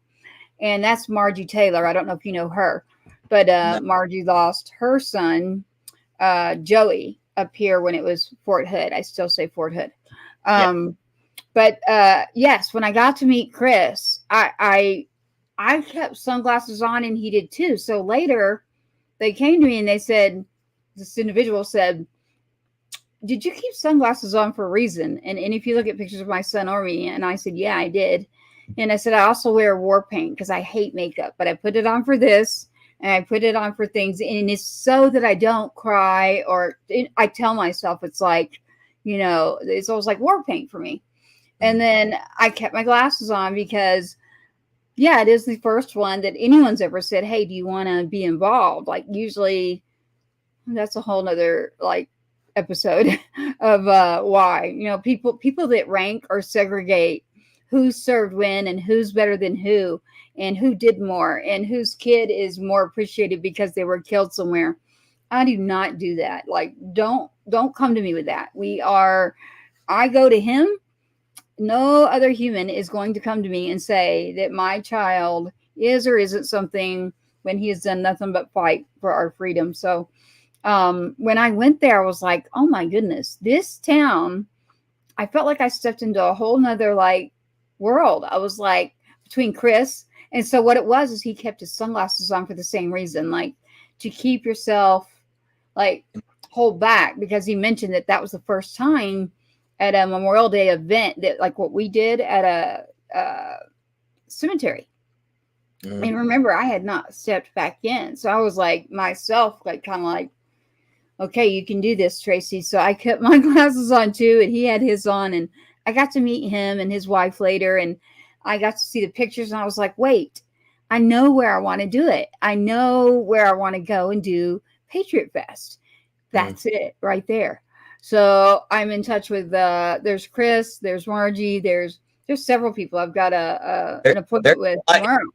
There's a lot in our area because I just randomly linked up to one who I served with, her ex-husband, who made her a Gold Star member, and her daughter, and she lives in the Woodlands. And same thing what you said in the beginning, like we got into contact only through social media, and I found out that she lives in the local area, and I went to dive school with for combat dive school with her husband, or her ex-husband, and her child's father, you know, and now like they're big supporters of us. And then Robert Mendoza, he's a Gold Star in my family. His son was a parachute rigger attached to Force Recon, and we're actually in the next couple of weeks we're doing a ceremonial jump with him, the father, because his son was a skydiver and a military free faller, and that guy's sister. So Robert and his daughter, and we're gonna get a whole bunch of operators together, and we're gonna go all and do a Gold Star family jump. And that'll be like, that's so cool. Yeah, it'll be through in Houston. So please, by all means, like, you are invited. Like, we haven't set a date yet, but I'm back for 3 weeks until I leave again, and I want to bring as much support as I can, because like what you said, when we get out in the civilian world, Patriots, all the people you labeled, it's hard. It's hard for us to associate, and even my wife, who she served with me for 11 years, and like when she goes like other wives, and they know I'm here in Kansas right now for work for 5 days, everyone's like, I can't believe he's gone for 5 days. How do you do it? And it's like 5 days, like that's a blink of an eye. Like normally he's gone for a month. And but like other military wives, they support each other, they anchor down, they provide each other that support network that they need. And that's why I love just veterans, first responders, and that whole everyone you labeled in Patriots, because we are, and we all we have that common ground and that just willingness to serve, and that tight community bond. Right. Well, you do have something coming up there soon. They beat me to it, but that's okay. What I'm looking to do is a different type of thing. It's not just music. So you do have something coming up there in Conroe, there on the lake, big concert, music with a mission. But what we're wanting to do is different. Mm-hmm. So music mixed in organizations like you're talking about, and then we're all there. And then you have the community come in. And then so when I told someone, I said, I know where I want to do it. I want to do it in Conroe. And they were like, why? Well, if you're talking about Houston, why wouldn't you go like Woodlands or somewhere further? I'm like, because you haven't seen what I've seen. The support, the people, the location, they just like come together, and it's like a beautiful thing to witness. So I witnessed the only place. Now I don't get out much, I'm not gonna lie, except to go fight, I do, but I don't go out. So when I go somewhere, it's like, okay, I'm going because my son and school, or the Capitol, or DC. There's things I'm working on. But when I went, I just was like, you gotta be kidding me. So the Margie Taylor, she would be fine with me saying her name. She does the advertising, and on Monday she goes in and works on the radio, and it's goldstaradvocates.com. And she's out of that area. And so we just did a retreat with Gold Star Parents Retreat. And so we have a full database. So you need things like that. That's very easy for me. As far as families of the fallen, whether it be Border, Gold Star, Patriot, that sort of thing is very easy. The hard part is the money. And that's why I asked you that. I was looking to see, like, if it's an individual or if it's a company, they can just go to your website. Can they just go? Is there a way to donate? Yeah, Yeah, so we're full on 501c3, federal tax exempt, able to take up to anything. And if they go on the website, they'll see our EIN number. They can contact us. I always try to point people to our Instagram because we're very and that's why I was, it kind of stinks on timing because right now we're doing a complete restructuring where we're getting our website switched over to .org, and all these weird little questions that big donors are asking, and because when I tell them what the things I'm doing and I do it all for free, and like they're just like, most people don't do that, so everyone's like, well, what's the catch? I'm like, there is no catch. That's my way of serving like what I'm called to do, and not, like I said, not just like my biggest point I'm trying to get across all of this is not what God's doing in my life. This is what God's doing in all of our lives, and how can we use our gifts and talents to the Lord to serve others, and not me, what he's doing in my life to all of our lives. And that's what I want to encourage everyone to do, because I can't be in 6 different countries all the time for the rest of my life. I want others to step up and do the right thing for the right reason, because that's what Scripture tells us to do, and that's what good people do, and that's what we're called to do. You're right. You're definitely right. It is very interesting, though, that I'm sitting here calling Chris for the last 24 hours, seeing what his schedule is, because the commissioner, something came up. He couldn't come on tonight. He usually does the last Wednesday of the month. And so I was like, wait, Chris, I don't know him as well as you do yet, but the meeting, just being there, and it was me and another mom, and that was Margie, the 2 Gold Star moms. Mm-hmm. But the cafe and his wife and just the people and Doolittle, he came around me, and I have worked on, and I don't get paid. I don't get paid to do this. I don't have a money tree. I don't have a sponsor. I mean, I have people like JMT. I have people like SWAT that lost his internet tonight, that we're looking into things too. But it's like, well, how do you do it? And it's like, I don't have an answer except to say you do it. You just do it, and you just keep going and going, and it's going to work, because I'm not going to quit. So that's how it works. But we want to make sure we get it out for you. And partnerships too, like that. I'm a massive, like I said, I think it beats a dead horse by saying I'm a massive believer. But I think just by this falling through and putting me in at this open time that I'm able to do it now is that us partnering together, and I would love to be a part of the music fest, of any kind of fundraising. Patriot Fest. Yeah, I would love to be that's what we do. We help. This one of the things that really hurts my heart real bad, and it really kills my soul, is when I started stepping in the nonprofit world before I owned my own, and I was working for different ones of multi-million-dollar nonprofits a year. When I started doing other meetings with them, with a whole bunch of, they were fighting over the mission. They're fighting over the donors, that they were outcasting each other. And I was just like, I did not know anything about these. You think that they're these amazing, and I was finding out 30% and less goes to the mission. And it was really soul crushing. So that's when I formed my own and fully went to do my own, and was like, hey, I want to do it for the right reasons, and this, because it's the right thing to do, and truly, and help out others, just like what you're saying. We don't have any of that stuff, but through partnerships and coming together, what does Jesus do? So he fed the multitude with just a few loaves of bread, and broke it and gave them a few fish, and he fed the multitude until they were full. It's what we all can do with the widow's mite.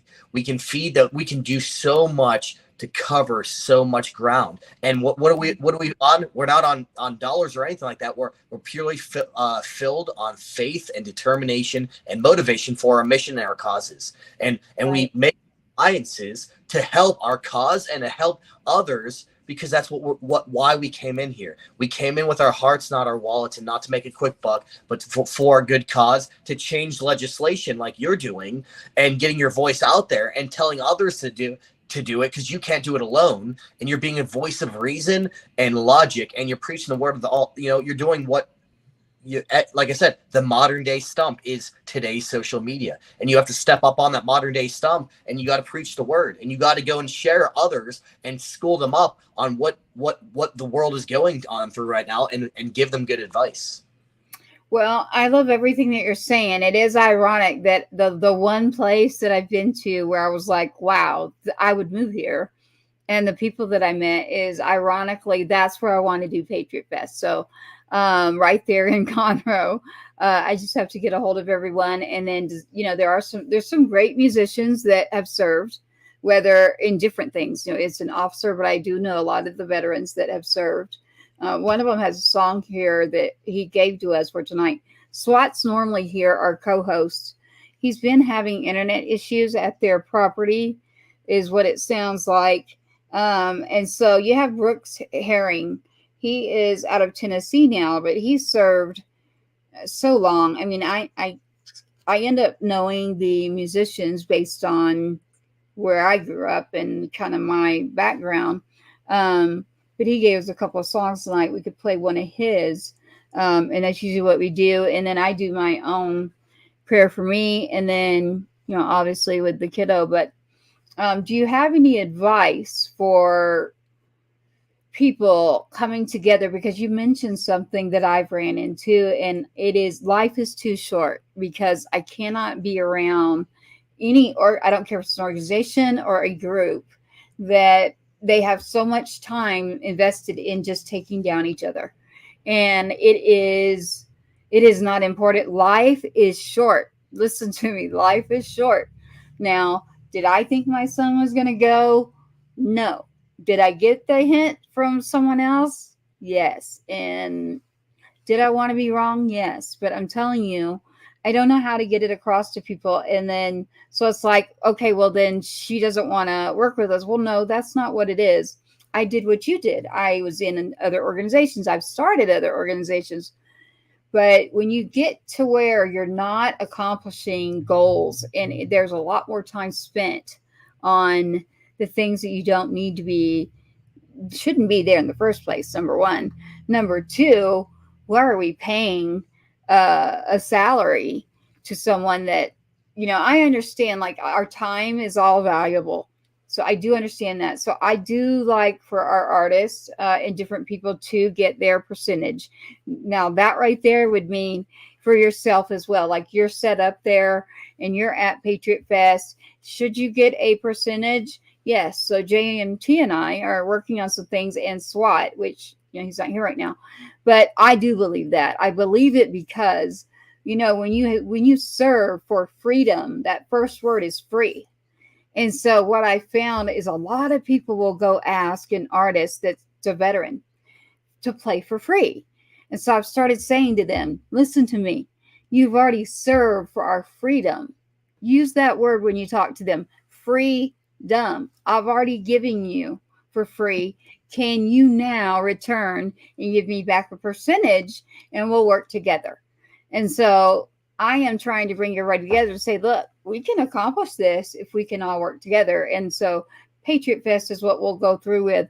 And that means helping multiple people that are there and the artists, and, being around people who have that common mindset. And if not, they want to come hear music, that's fine too. They don't have to be gung-ho and jump in and do everything that we're going to do. But we definitely, Conho. Well, that's a story. Yes, so Adolfo, hi, it's good to see you on here. Another Gold Star family, and they're down your way. What happened is, when I met JMT, which led you on Patriots Inside the Wire, there was an event, and a very, very good friend of mine, if you saw that song that was played to my son's intro for the show, Patriots Inside the Wire, he lives in Houston, and that's Scotty Frazier. And so Scotty Frazier had been what I would call a mentor. So I end up finding that veterans, when they reach out to a Gold Star family, I mean, just talking to you too, it's like, it makes us feel like we belong. It gives us back like that puzzle piece that's missing. It's like, where do we belong? Are we supposed to go to that? Because that's more, and we're not going to sit there and cry and bring down everything. It's like, but if we do, we'll walk out. So it's educating, it's learning about the things that you teach as well. You mentioned about shooting and the different things that you do and the way that you can teach. I can't tell you how many families ask me on the Gold Star family side, and it can be therapeutic. It's like, yes, I'm talking about what I'm talking about. I see a message. But yes, exactly what you're teaching as far as being safe with a firearm, as far as how to be trained when you're using that firearm.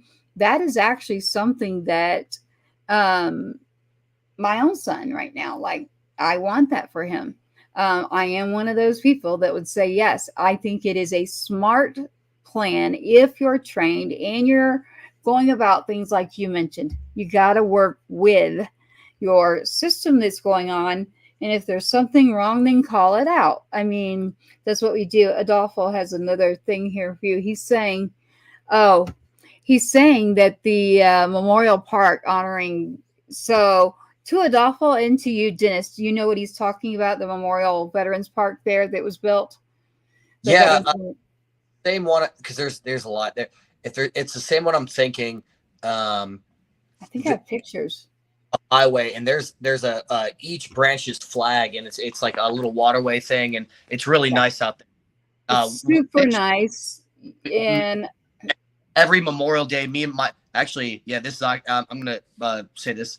My wife is amazing. Charlotte's amazing. So we make it our family tradition every Memorial Day first to do the Murph as a family. So we do the Memorial Day Murph workout for 100 pull-ups, 200 push-ups, 300 squats.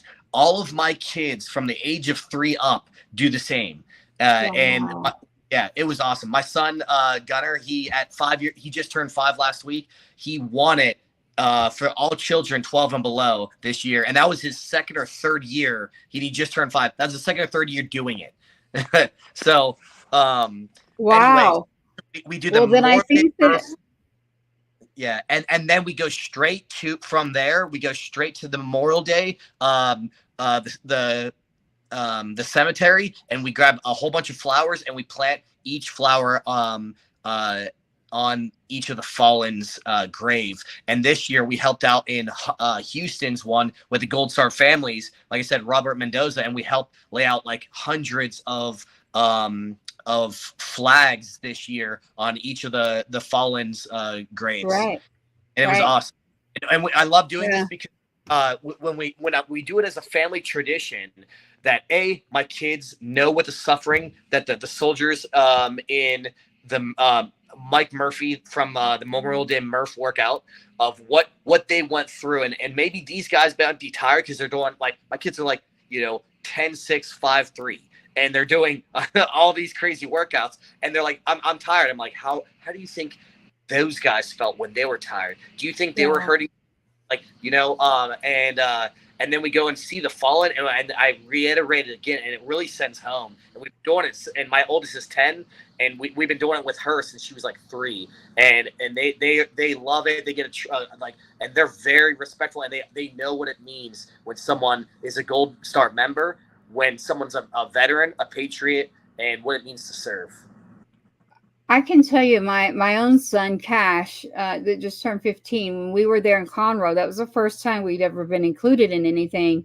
He opened up to one of the dads there, and I was like, wow. And so now he's like, do they fish? Like, he wants to go fishing. I love deep sea fishing, but he's asking like, where are the people? That's what he's trying to figure out. Like me, like, where are the people? And like, he wants to go fishing. So Adolfo, I saw what you said. So yes, when I met JMT, it was through Scotty Frazier, and then I'm there and I got a message on my phone, and I'm like, what? I can't even tell what this was, but it's the wall. So, we've got the Global War on Terrorism.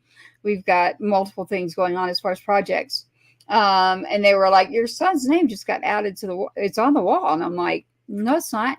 And they're like, yeah, it is, Tracy. And then they took the picture and they sent it to me. And I was like, really? And I was like, well, I don't know how they go about this, but okay. That I don't know if it's cool, but it's not a bad thing. It's like, I was taken back. I was like, okay, well, I'm grateful that someone is actually deciding now that we're going to recognize those that served that are young and, things that happened, which is the area that brought you to your calling after. And it's just ironic. The very thing that killed him is the very thing that you're working on. So, and I'm pretty loud. I do not stay quiet when it comes to this subject. So I know that JMT has been for a while saying, Tracy, there's someone you need to meet, because I'm telling you, between you and what's happened with you, that not on this channel, but on the back channel, I'll get into it. But one is Kyle. So we got to get Kyle. I'd love to connect the two of you no matter what. And then I'll get a hold of Chris. Oh, there's Aaron. That's Aaron on. He sings. He's down there in Houston as well, around you. So Aaron's a veteran. Aaron, this is Dennis. He's down near you, so we can get you connected. Thank you, Adolfo. I definitely, for you, your family, your child in their service. My heart is your heart. I'm adding you to my list as well. They're talking about children and trafficking here, so I'm trying to get to some of our comments for you, and advocating for saving children. Definitely Brent. Brent is always there and always present. I thank you for that. Jeremy, I've seen your message, and I will say to you, I think that you are great, and I think that just stay on path, and whatever you're doing, it will pay off. But we got a lot of messages here. And he says also, Aaron's also saying, thank you for your service. We thank Aaron as well. Aaron is one. Adolfo, I see your message. Yes. So I think on that same wall, he has his child as well. So it's just so strange. So Jason had no clue about the Conroe part. So, or Honor Cafe, or that I was even calling Chris. So the irony in all this is I'm now going to go and say, guess what? We have to do it there now. Because this is like a calling to me. It's like, okay, this gave me my answer that I am correct. That's where I want to do it. So I think we just solidified tonight where I want to do Patriot Fest. And I think it is Conroe. I just have had a feeling about it. And there you are. So I'm like, I think you did that. Let me know what I can do to partner with you. And I think this can be a thing that we all help together for fundraising and just partnerships to spread what's going on, from counter trafficking to everything that what people are doing to help make the world a better place, and how people can be involved. And I openly encourage this, that it happens in Conroe. I hope so. I hope it does. And I would love to be a part of it. Well, I want it in Conroe. I already did for a lot of other reasons, but I was like, okay, am I going to be able to pull it off by myself? No. But getting the big, what I call the bigger fish in that industry, as far as music, I can get bands all day long, but I need to get a headliner. But to be honest, I really do believe with just that area, bringing you together, the right groups, the right organizations, and then still having even the veterans that I work with in the music industry. They aren't just veterans. There's officers. There's every lane you can think of. But I do try to find the ones that have been either in the military or served in other ways. So, and whatever that may be. And that means Christian music as well. So, I think I'm going to have to call Chris now and say, hey, when I was calling you and leaving those messages, I ended up getting Dennis on without knowing it. I did no clue. And then now I really do want to do Patriot Fest there. So the lady that does all the marketing and there's a whole magazine there in Conroe and goes on the radio is Margie. And so we are on a board together, and she sent me his number, and she's like, who needs to be where you need to do it, right? And I'm like, well, yeah, I'd love to do it there. I don't want to, I don't know as many people in that area. So it's I don't want to impose. Let me just kind of tread lightly and figure out the area. I already love it. But it really takes a location, and then whoever's at that location has got to also help. So I think we solidified tonight that I'll go to Conroe. I'm thinking Salado, and that's because of one of the industry individuals that's an officer that represents a band. Shout out to Joe King, NFL player for 5 years now, back singing in Texas. Amazing voice. He sang Amazing Grace recently at the regional Texas Regional Radio Music Awards is what it's called. And that's in Arlington. So shout out to them for Texas Live. Paul, he served. Paul, I know y'all are listening to me right now. I want to do the concert now in Conroe. I would like to do in Salado, Arlington, but I want to add Conroe to this. I know they're listening. That's why I'm saying it right now. So I just want to say thank you for spending your time with us. Thank your family. Again, your amazing wife, Charlotte. Amelia will stay on our prayer list. Your whole family will, you know. It's about everybody. But I do believe that I was supposed to meet you on here because the fact that my very first Memorial Day thing that I ever was asked to do anything with in Texas was there just recently. And everyone always thinks that I have. And I'm like, no, I haven't. You know, I just kind of, if someone asked, I would, but I don't want to impose. I just kind of stick to my thing, you know, which is legislation to get changed about the one way that trafficking is happening. And the statistics will blow you away. And there's another organization that I work with. They'd be fine with me saying their name, but I'm not going to get into that conversation yet. I'm going to get them on the show. And they brought in all the statistics. And I was like, oh my gosh, this is crazy. But Dennis, I mean, you would hate to hear this, that, you know, we've got Pflugerville up here. I don't know if you know this area well, up north of your capital of Austin. You go north of that. It's going towards Fort Hood. I'm not quite that far though. I'm north of the capital. I don't want to say exactly where I'm at. But we, I like your area. I'll just put it that way. I just have never, I used to do a lot when he was here, my son, Sergeant Two Step. So I did a lot in this area. And then in this area, this isn't the spot to do it. I just know it. So when I went to Conroe and immediately they were like, yeah, like you need to, because that's part of your son. And I'm like, A, I don't want to take someone's spot. And B, you know, I don't have to have the recognition. And they were like, what are you talking about? And they're like, you've never done any. And I'm like, no. And, you know, and part of it is, was I ready? Probably not. I didn't go seek it. It's not like someone was saying you can't go to something, but no one ever said, we want you to actually be a part of something. And can you do this part of it on Memorial Day? And so that one caught me by surprise. And I was like, okay, I'll do it, because the lady to put you in touch with in your area is Margie Taylor.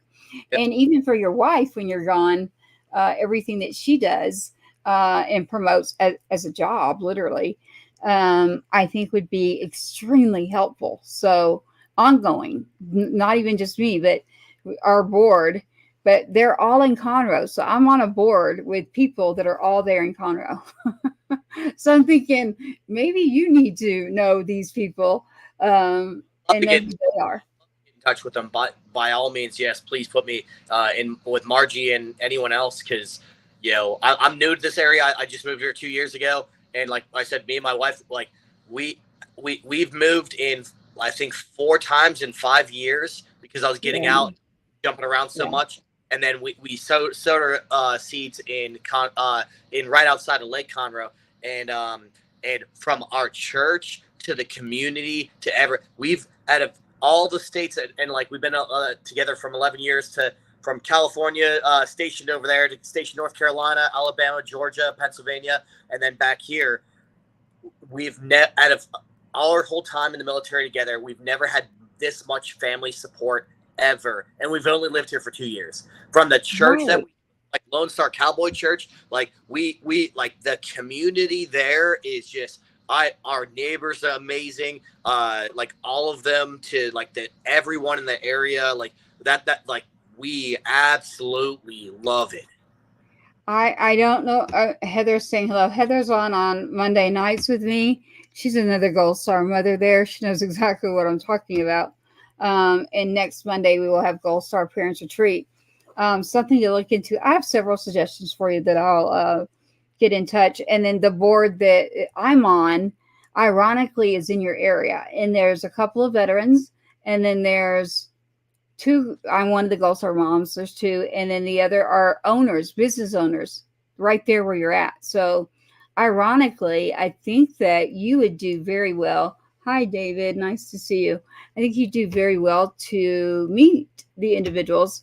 And then her radio show she does on a Monday, you can literally run up there and, say, hey, Margie, you want to, let's get this out. I'm not saying, Margie, that I'm giving you more work because I'm not giving you more work, but she would be all about this. She would be all about just, yes, include us. Like any veteran that's doing anything out there right now that is the good work, we want to be included. So I try to get that message out. I just saw Heather. I know her. She wants it too. It's like, yeah, we want to be there. And you're talking about the shooting.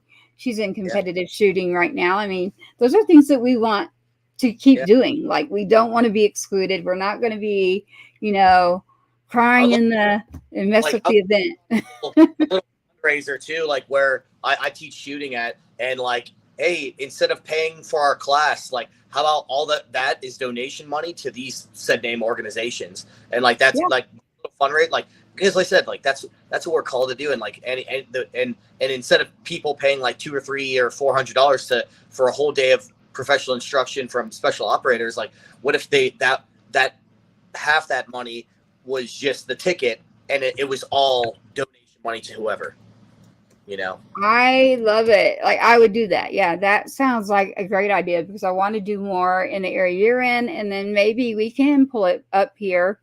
I'm travel, so anything. I mean, I know people all over the state. It's just that my little area, I don't know why, but it's like Dallas. I mean, as far as you can get, well, I guess all the states, but when we talk about Texas, it's like from the top to the bottom. But the one area, like you just said, that I went to, and I was like, did I step into a whole nother world? Like, there's this movie, I can't think of the name right now. Like, Jim Carrey's in it, and he's like in a whole nother world. And I was like, am I stepping into like a whole different world here? Like, that's how much I felt the love of that community. I was like, wow, like this is what we need. And I'm then in everywhere, like everywhere in America, this is how you're supposed to be. This is how people get things accomplished. And so I'm so glad to have you on tonight. I see your message there, David. I don't know if you know David Willis. Like you mentioned, you just moved here 2 years ago. I see your message, David. I myself am still getting acclimated.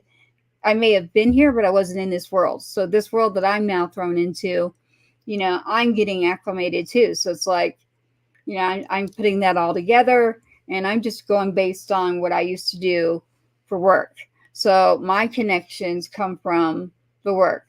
And so David's talking about, his show and you, and I can see that. So David, send me a text.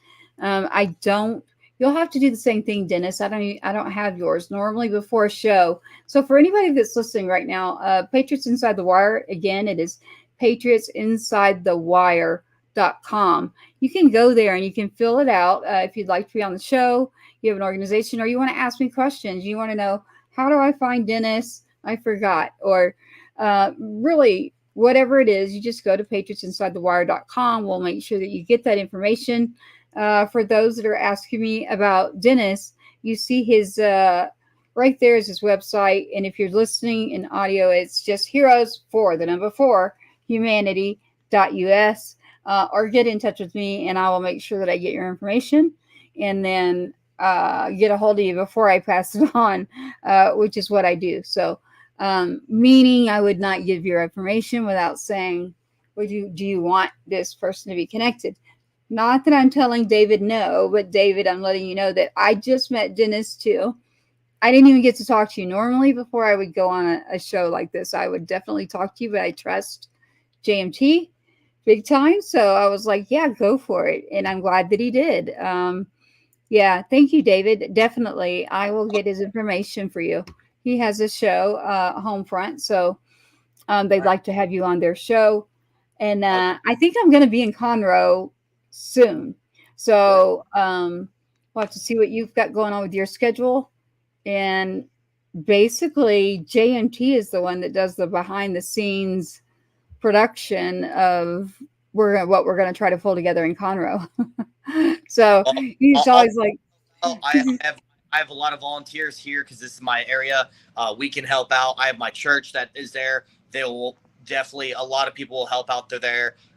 So like you have a that's lot of great. volunteers because this is my community, and if it's that greater Houston area, like we've got that covered. So Great, because I mean, with just her, and when you're dealing with loss like that in the beginning, there is no stage. I'm telling you that it gets better. I'm just telling you that for me, what works is I got to focus myself on things, and I got to look up, and I got to remember the good book.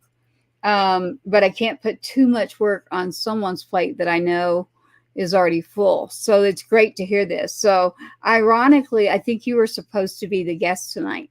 So I think we figured out that we're going to say yes to Conroe, and JMT is going to love you, because his biggest problem is like, Tracy, you always say it's easy. I'm like, well, it is.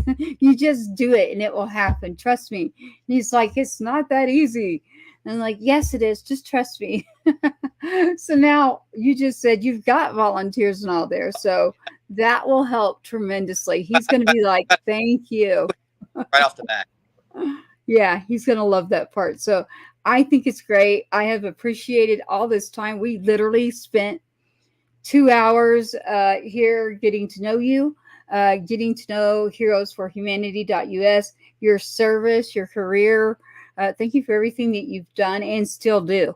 You are constantly in service right now. And while I am different and we have our different missions, it is not a coincidence to me that I ran into you.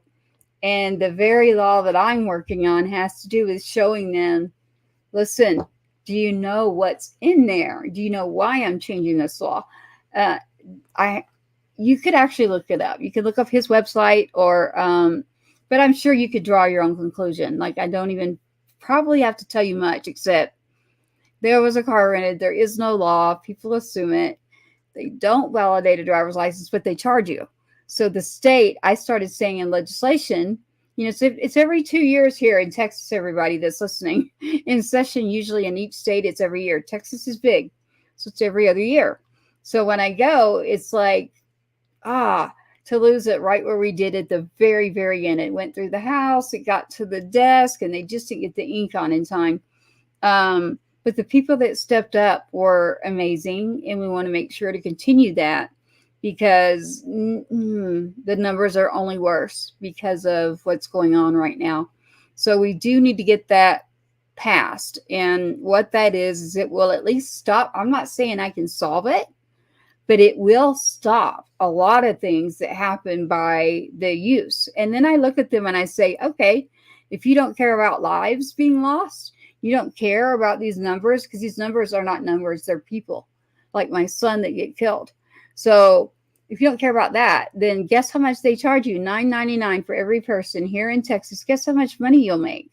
And then they are like, oh, well, tell me more about that. And I'm like, yeah, okay, let's talk about the $1 billion you can take from that industry, because we can A, stop something, and B, I can't solve it, but I can give you a good way to stop how it's moving. So I definitely will want to talk to you more when we get further in, because my representatives that represent the law are in Houston, ironically. So I don't know what it is. I'm being called to Houston now again, between the legislation, now between Patriot Fest, everything that means a lot to my heart. And I just got to say, thank you for your service. Again, everybody, this is Dennis Price. He is been in the Marine Corps for a very long time, 13 deployments. I got it right that time, 17 years, and now dedicates his career, his life, the calling is what it is. And it is from taking lives to saving lives, which is heroesforhumanity.us. That is the number 4. I keep saying that because we will be on audio. We appreciate you for joining us, everyone that is out there right now and that will be listening or looking at the video. If you do want to get a hold of me, or you'd like to get a hold of Dennis, look up the website. It's pretty easy, patriotsinsidethewire.com.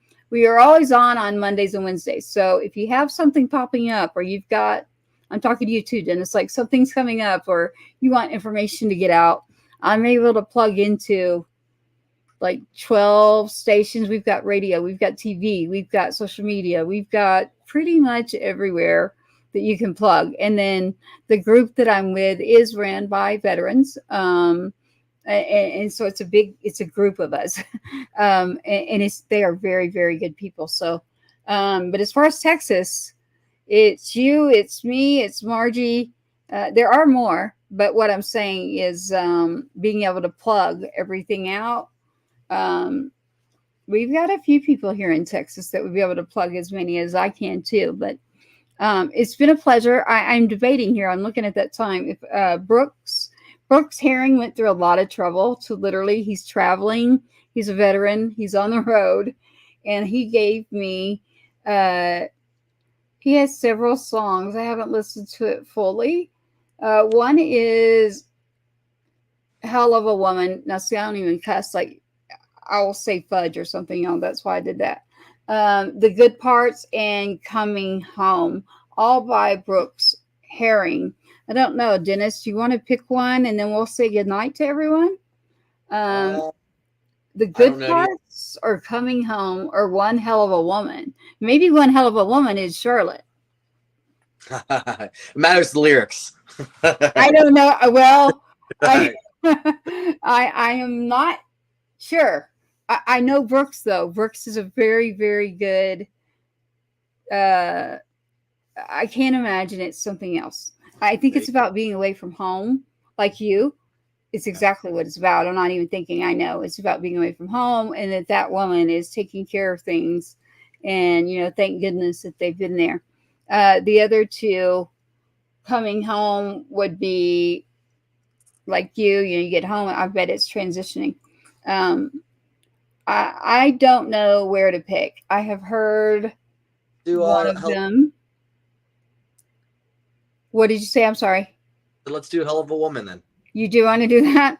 Okay. All right. Well, this is a shout out to Brooks Herring and his song, which is One Hell of a Woman. We lost SWAT tonight for our live music, but what we will do, was that?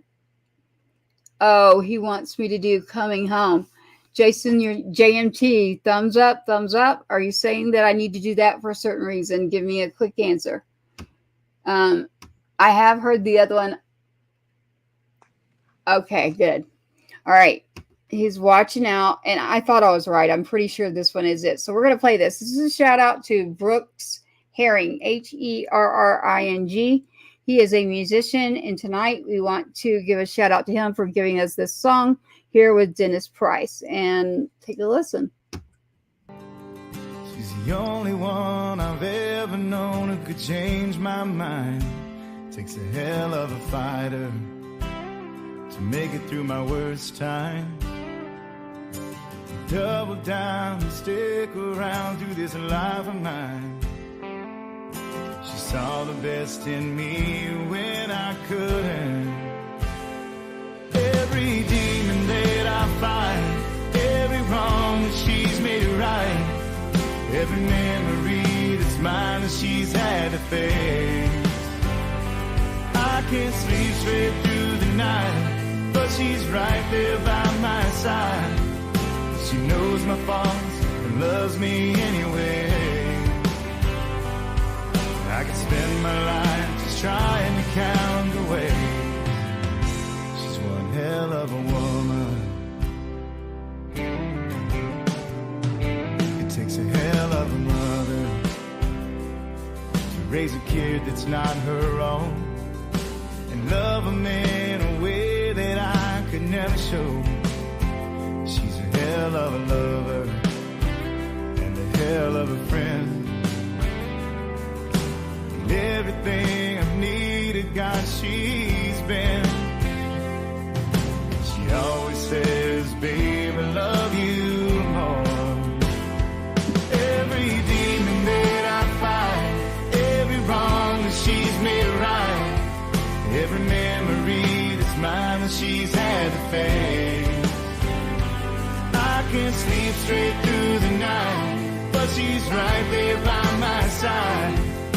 She knows my faults, loves me anyway. I could spend my life just trying to count the ways. She's one hell of a woman. Never thought I'd see heaven until I found it in her eyes. I made my way through hell and she's the reason why. Every demon that I fight, every wrong that she's made right, every memory that's mine that she's had to face. I can't sleep straight through the night, but she's right there by my side. She knows my faults, loves me anyway. I could spend my life just trying to count the ways. I could spend my life just trying to count the ways. She's one hell of a woman. One hell of a woman.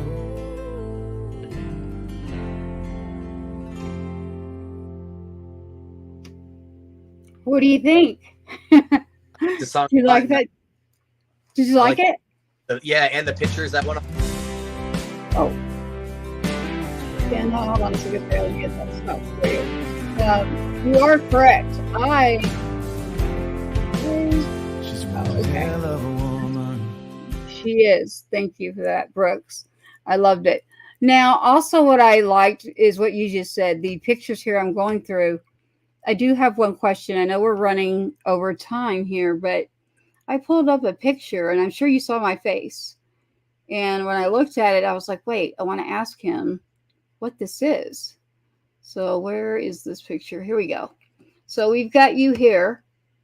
Yeah. There.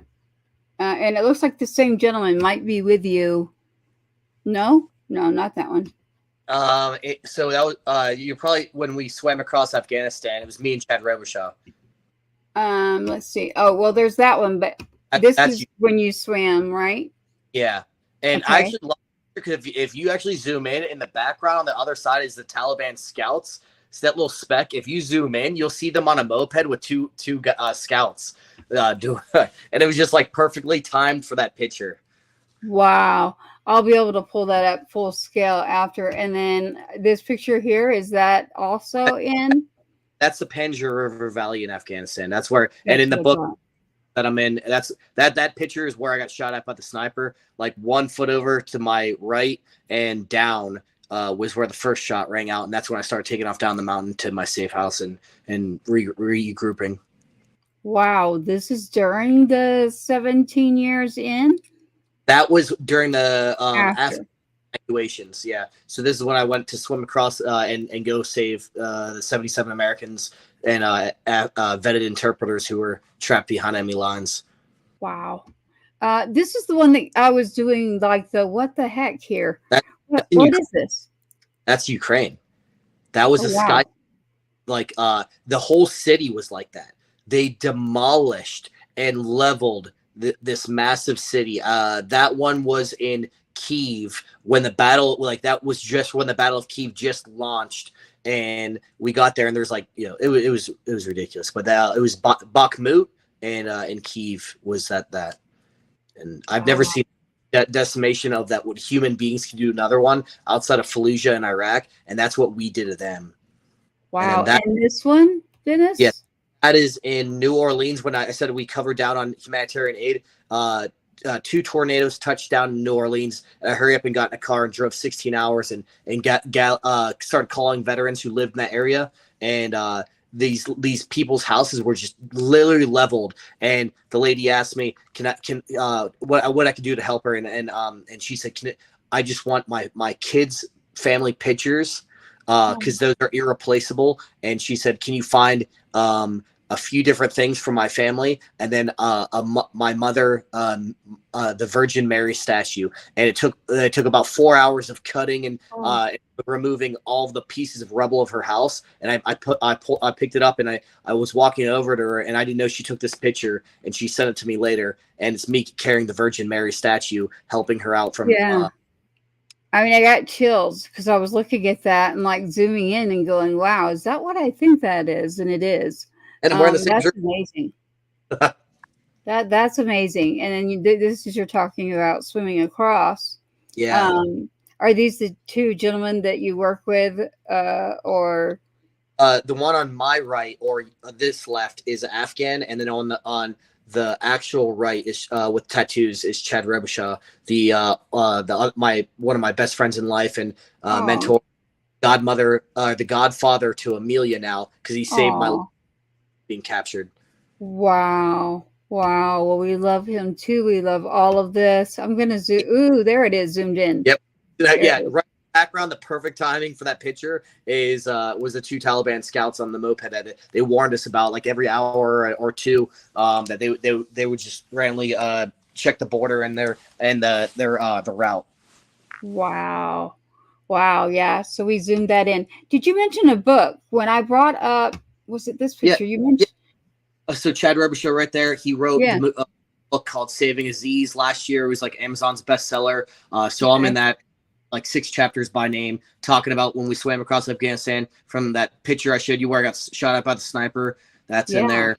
Congresswoman Vicky Hartzler did a congressional record to Congress and presented and specifically said, I would like to take this time for Staff Sergeant Dennis Price and Chad Rebusha for their heroic actions, and that was in. I can send that later. I'll send that to you, but.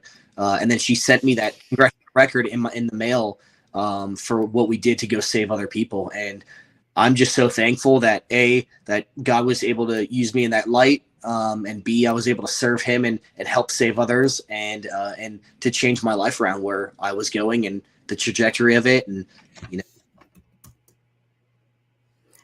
tell me again the name of the book. I'm sorry.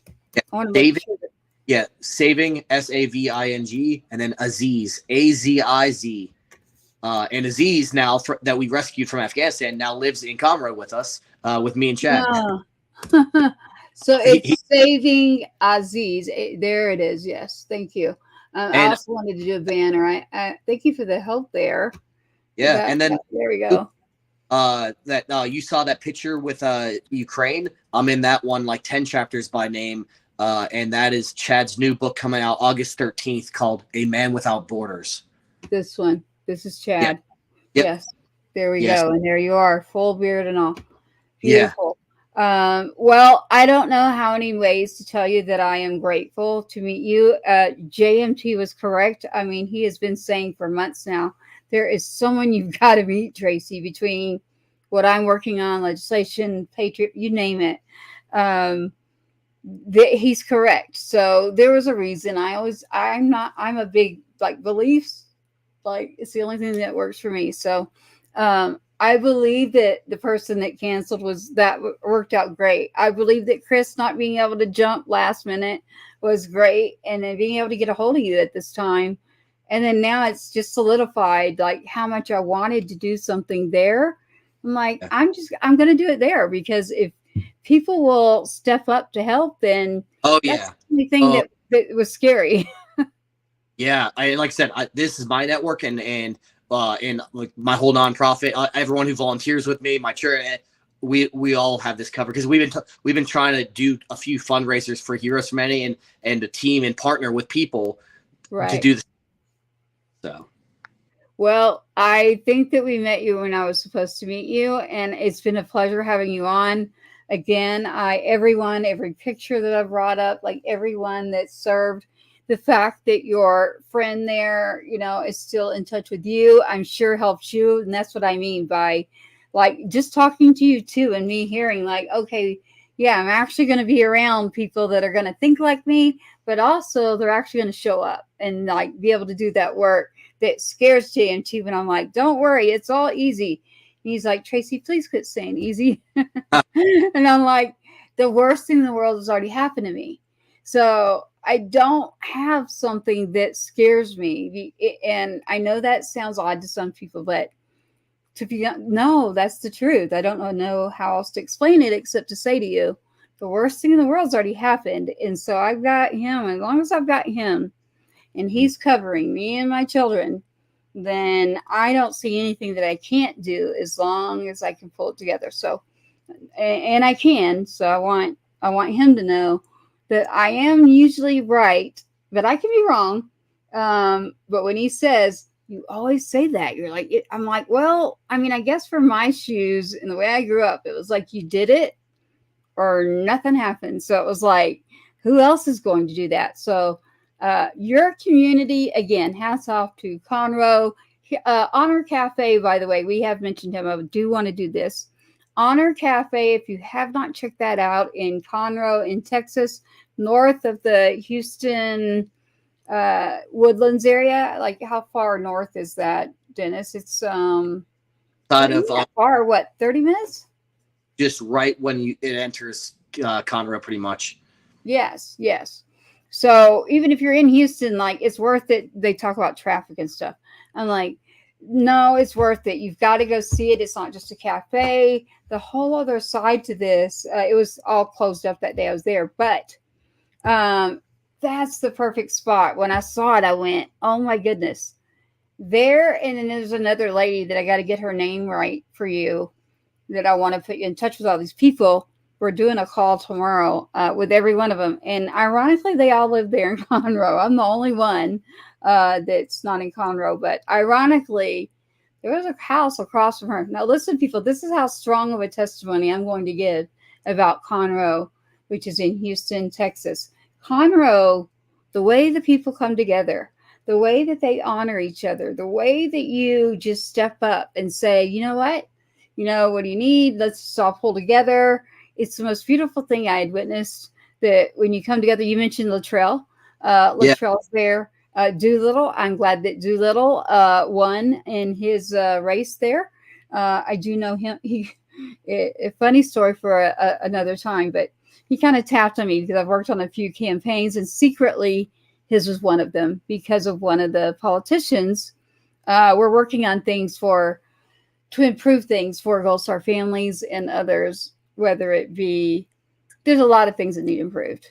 So, and educate, right? We got to educate people. So I'm always going to be in these lines. But again, shout out to Chris with Honor Cafe. If you have not checked out Honor Cafe, I'm not even talking about the food yet. I'm talking about just go check this out. Like, to me, it was like, wow, my son would have loved that place.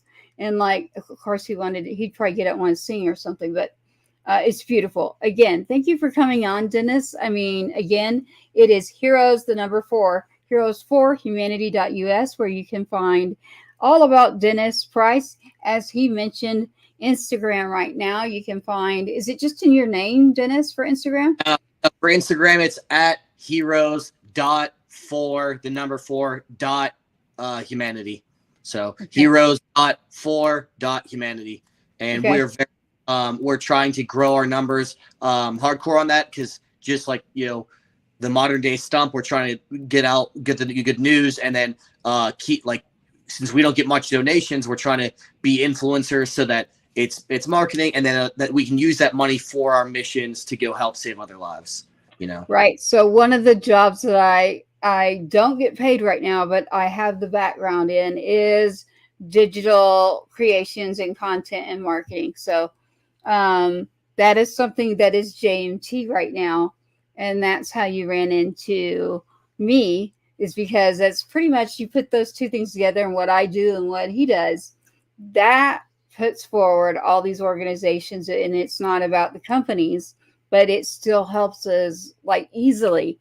So I always tell everyone, it's usually an artist. I tell them, in order to get an artist paid, you literally have to download and put it in your playlist, not just listen to it or anything. So I'm big on that one. I'm also big on finding organizations and locations, which Heroes, the number 4.humanity is one. We'll be sure to get that. We can get that on our site too, actually. Great. Yeah, we'll get that on the site. And again, like I tell the musicians, you're welcome on the show, because what it does is it puts out content to multiple locations all at once. And then tomorrow you'll have it on as a podcast with Apple. I mean, every one of them that there is, it's going to be there. So, and JMT has that time frame better on the audio. So anybody out there listening right now, we have, I wanted to say thank you. So you have, wow, it is always on X. Something lately. I don't know if you've tried that yet. Have you tried that, Dennis? No, I don't know what that is. It's the old Twitter. So I make the joke. You remember MySpaces? I don't. I'm not that old, but there was this thing called MySpaces and Twitter, and now it has a baby, and it's called X Spaces. And so you go into X, which was Twitter, and there's spaces in there, and the Patriots and the people that I meet. And I'm not going to give away all my secrets on air, but is there a lot of other stuff that I stay away from? You bet. But we're airing live right now on there. And so our viewers right now that are listening to you, when I find like like military type organization, or we're talking about Patriots, I mean, the amount of people that pay attention on that channel, I think that it would move you. I had to be told by a politician. Like, I was like, I really don't need another like social media thing. Like, it's too much. Really? And they were like, no, you don't understand. With the changes, go do it, Tracy. So I listened, and I would tell you right now. I would tell, he's sending me a message, JMT. Thank you, JMT, by the way, for the pick tonight and really coming through. I would say on X, which used to be Twitter, that you definitely should set up Heroes for Humanity and call it that right there on X. Yep. And you'll be amazed. You'll find me. It's Patriot on Air.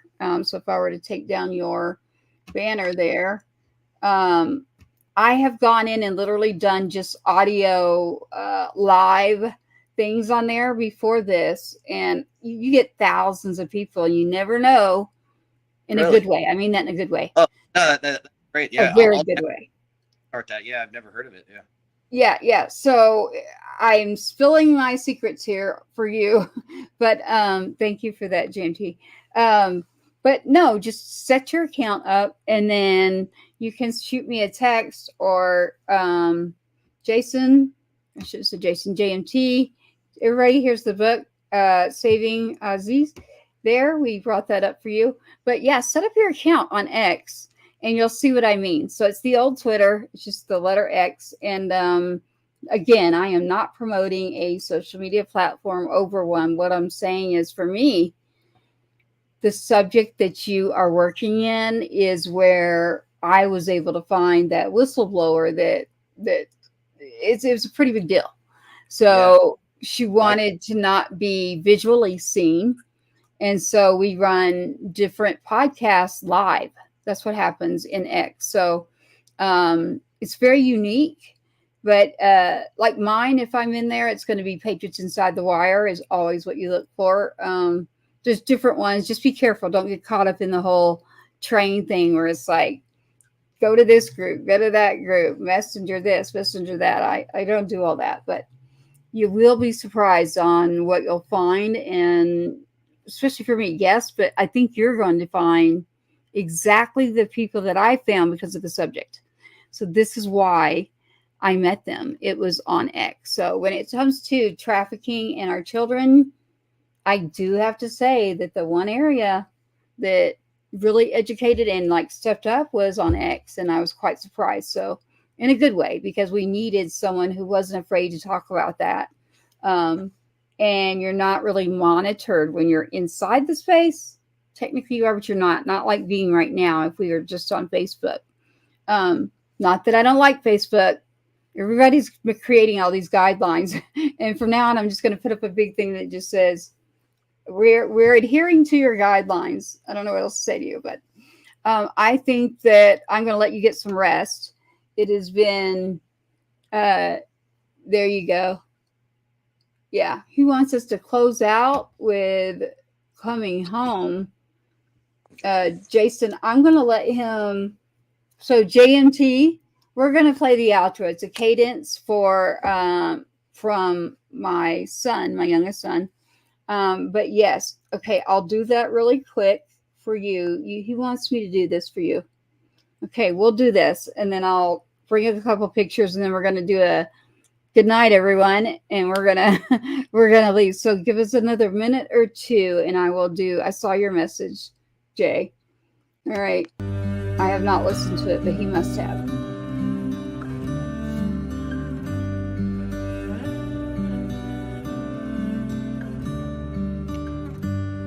Baby, I won't say a word.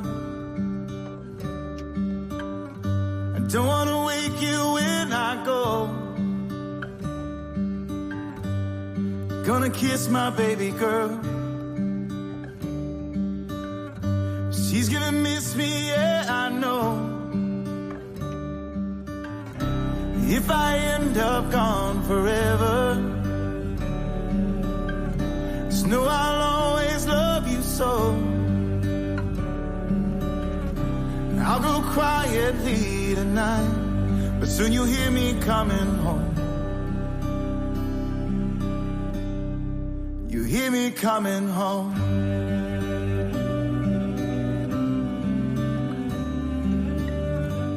Some things I don't understand. This isn't everything I'd hoped. I wasn't born to be a fighter, but I'm following my soul.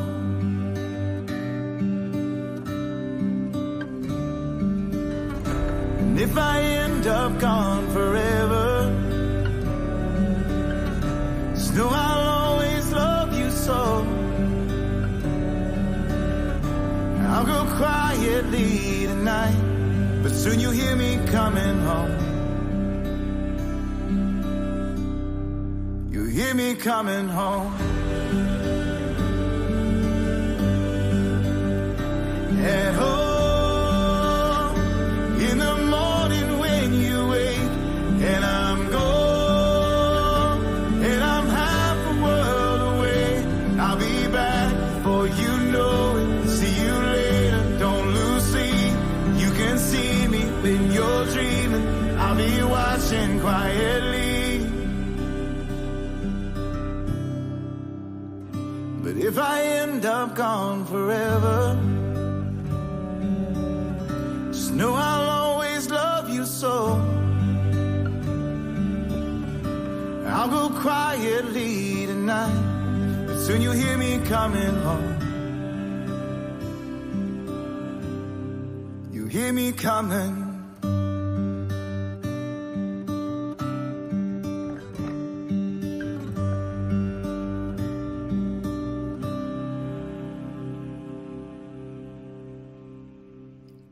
I agree. That was very, very, very, very beautiful. What we'll do right now is the out onto this, Jay.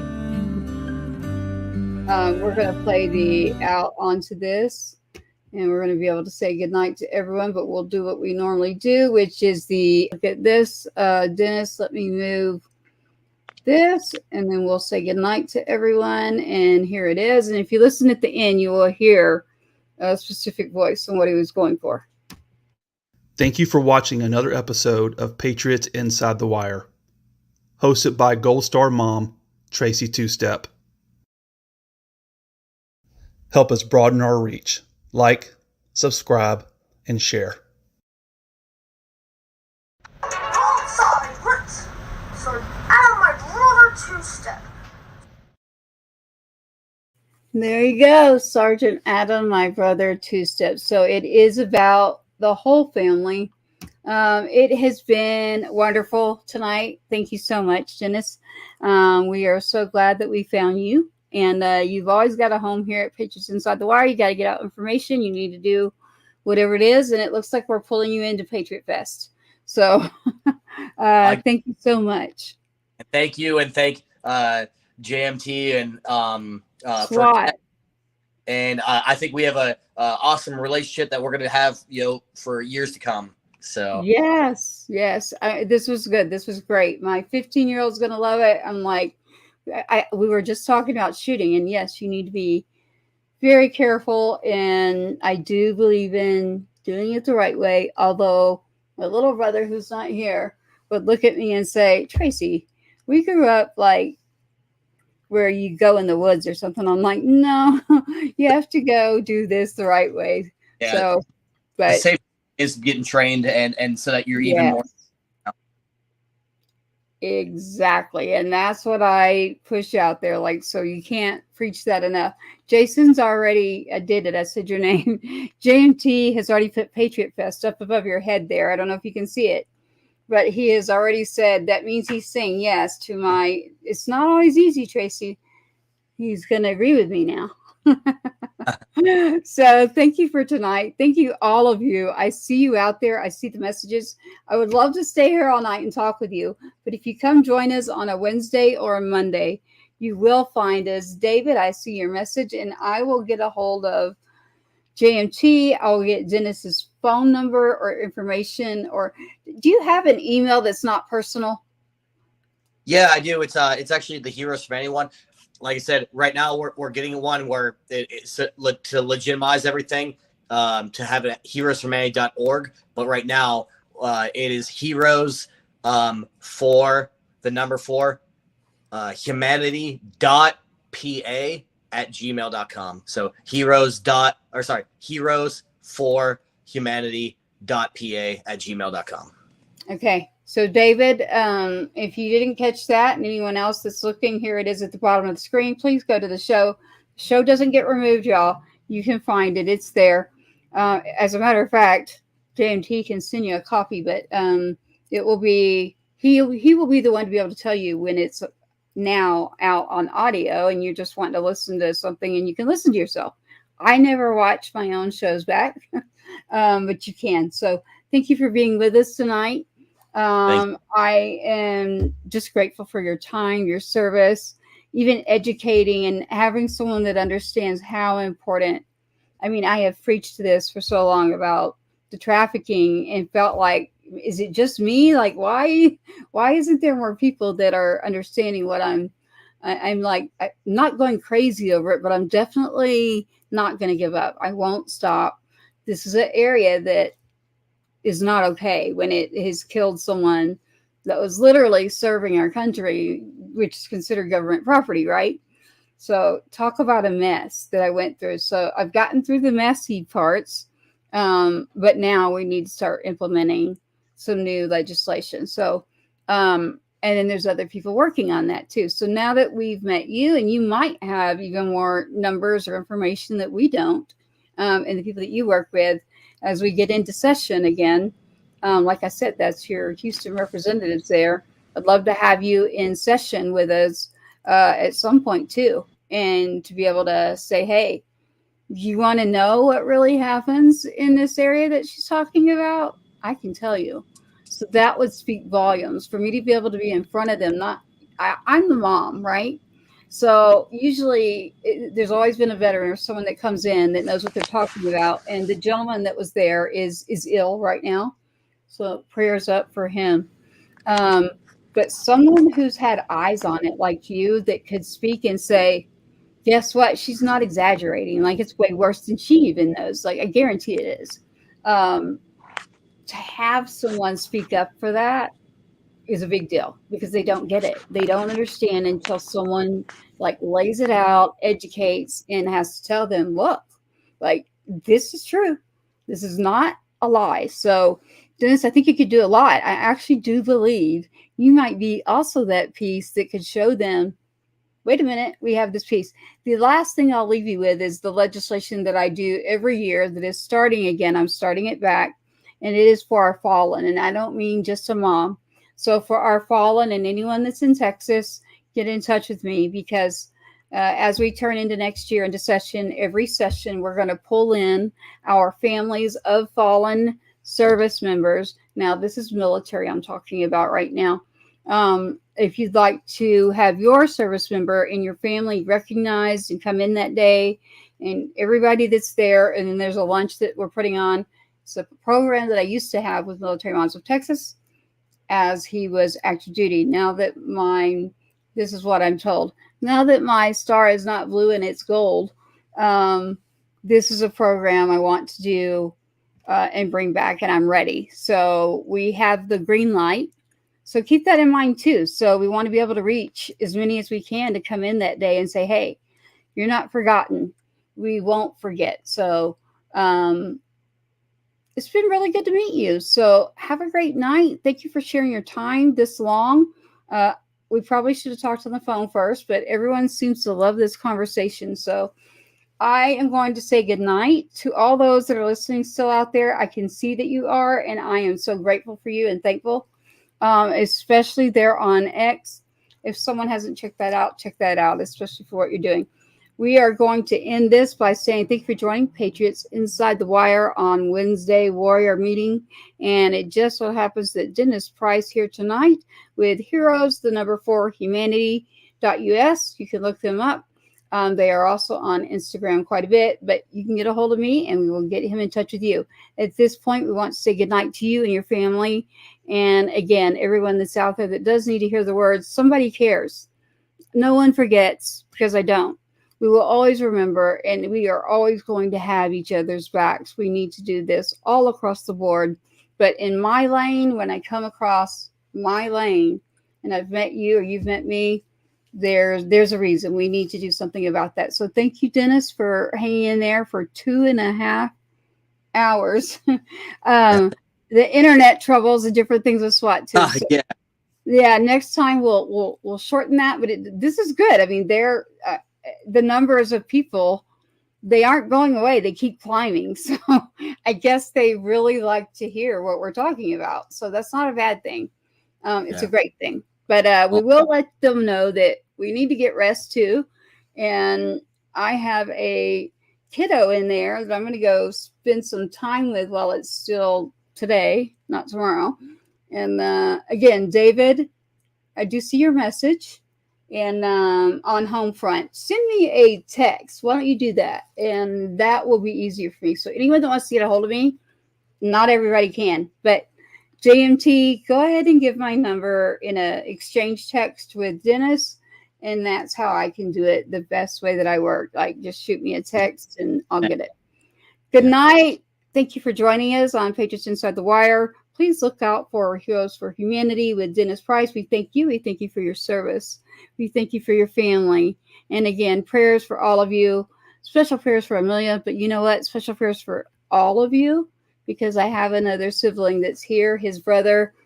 And that can be difficult to be the sibling and something else is going on. I know it from experience that's a whole nother area. I'm starting a whole sibling scholarship. So I do believe there's a whole lot we could work on together. But that is very important to me. And it is a sibling scholarship.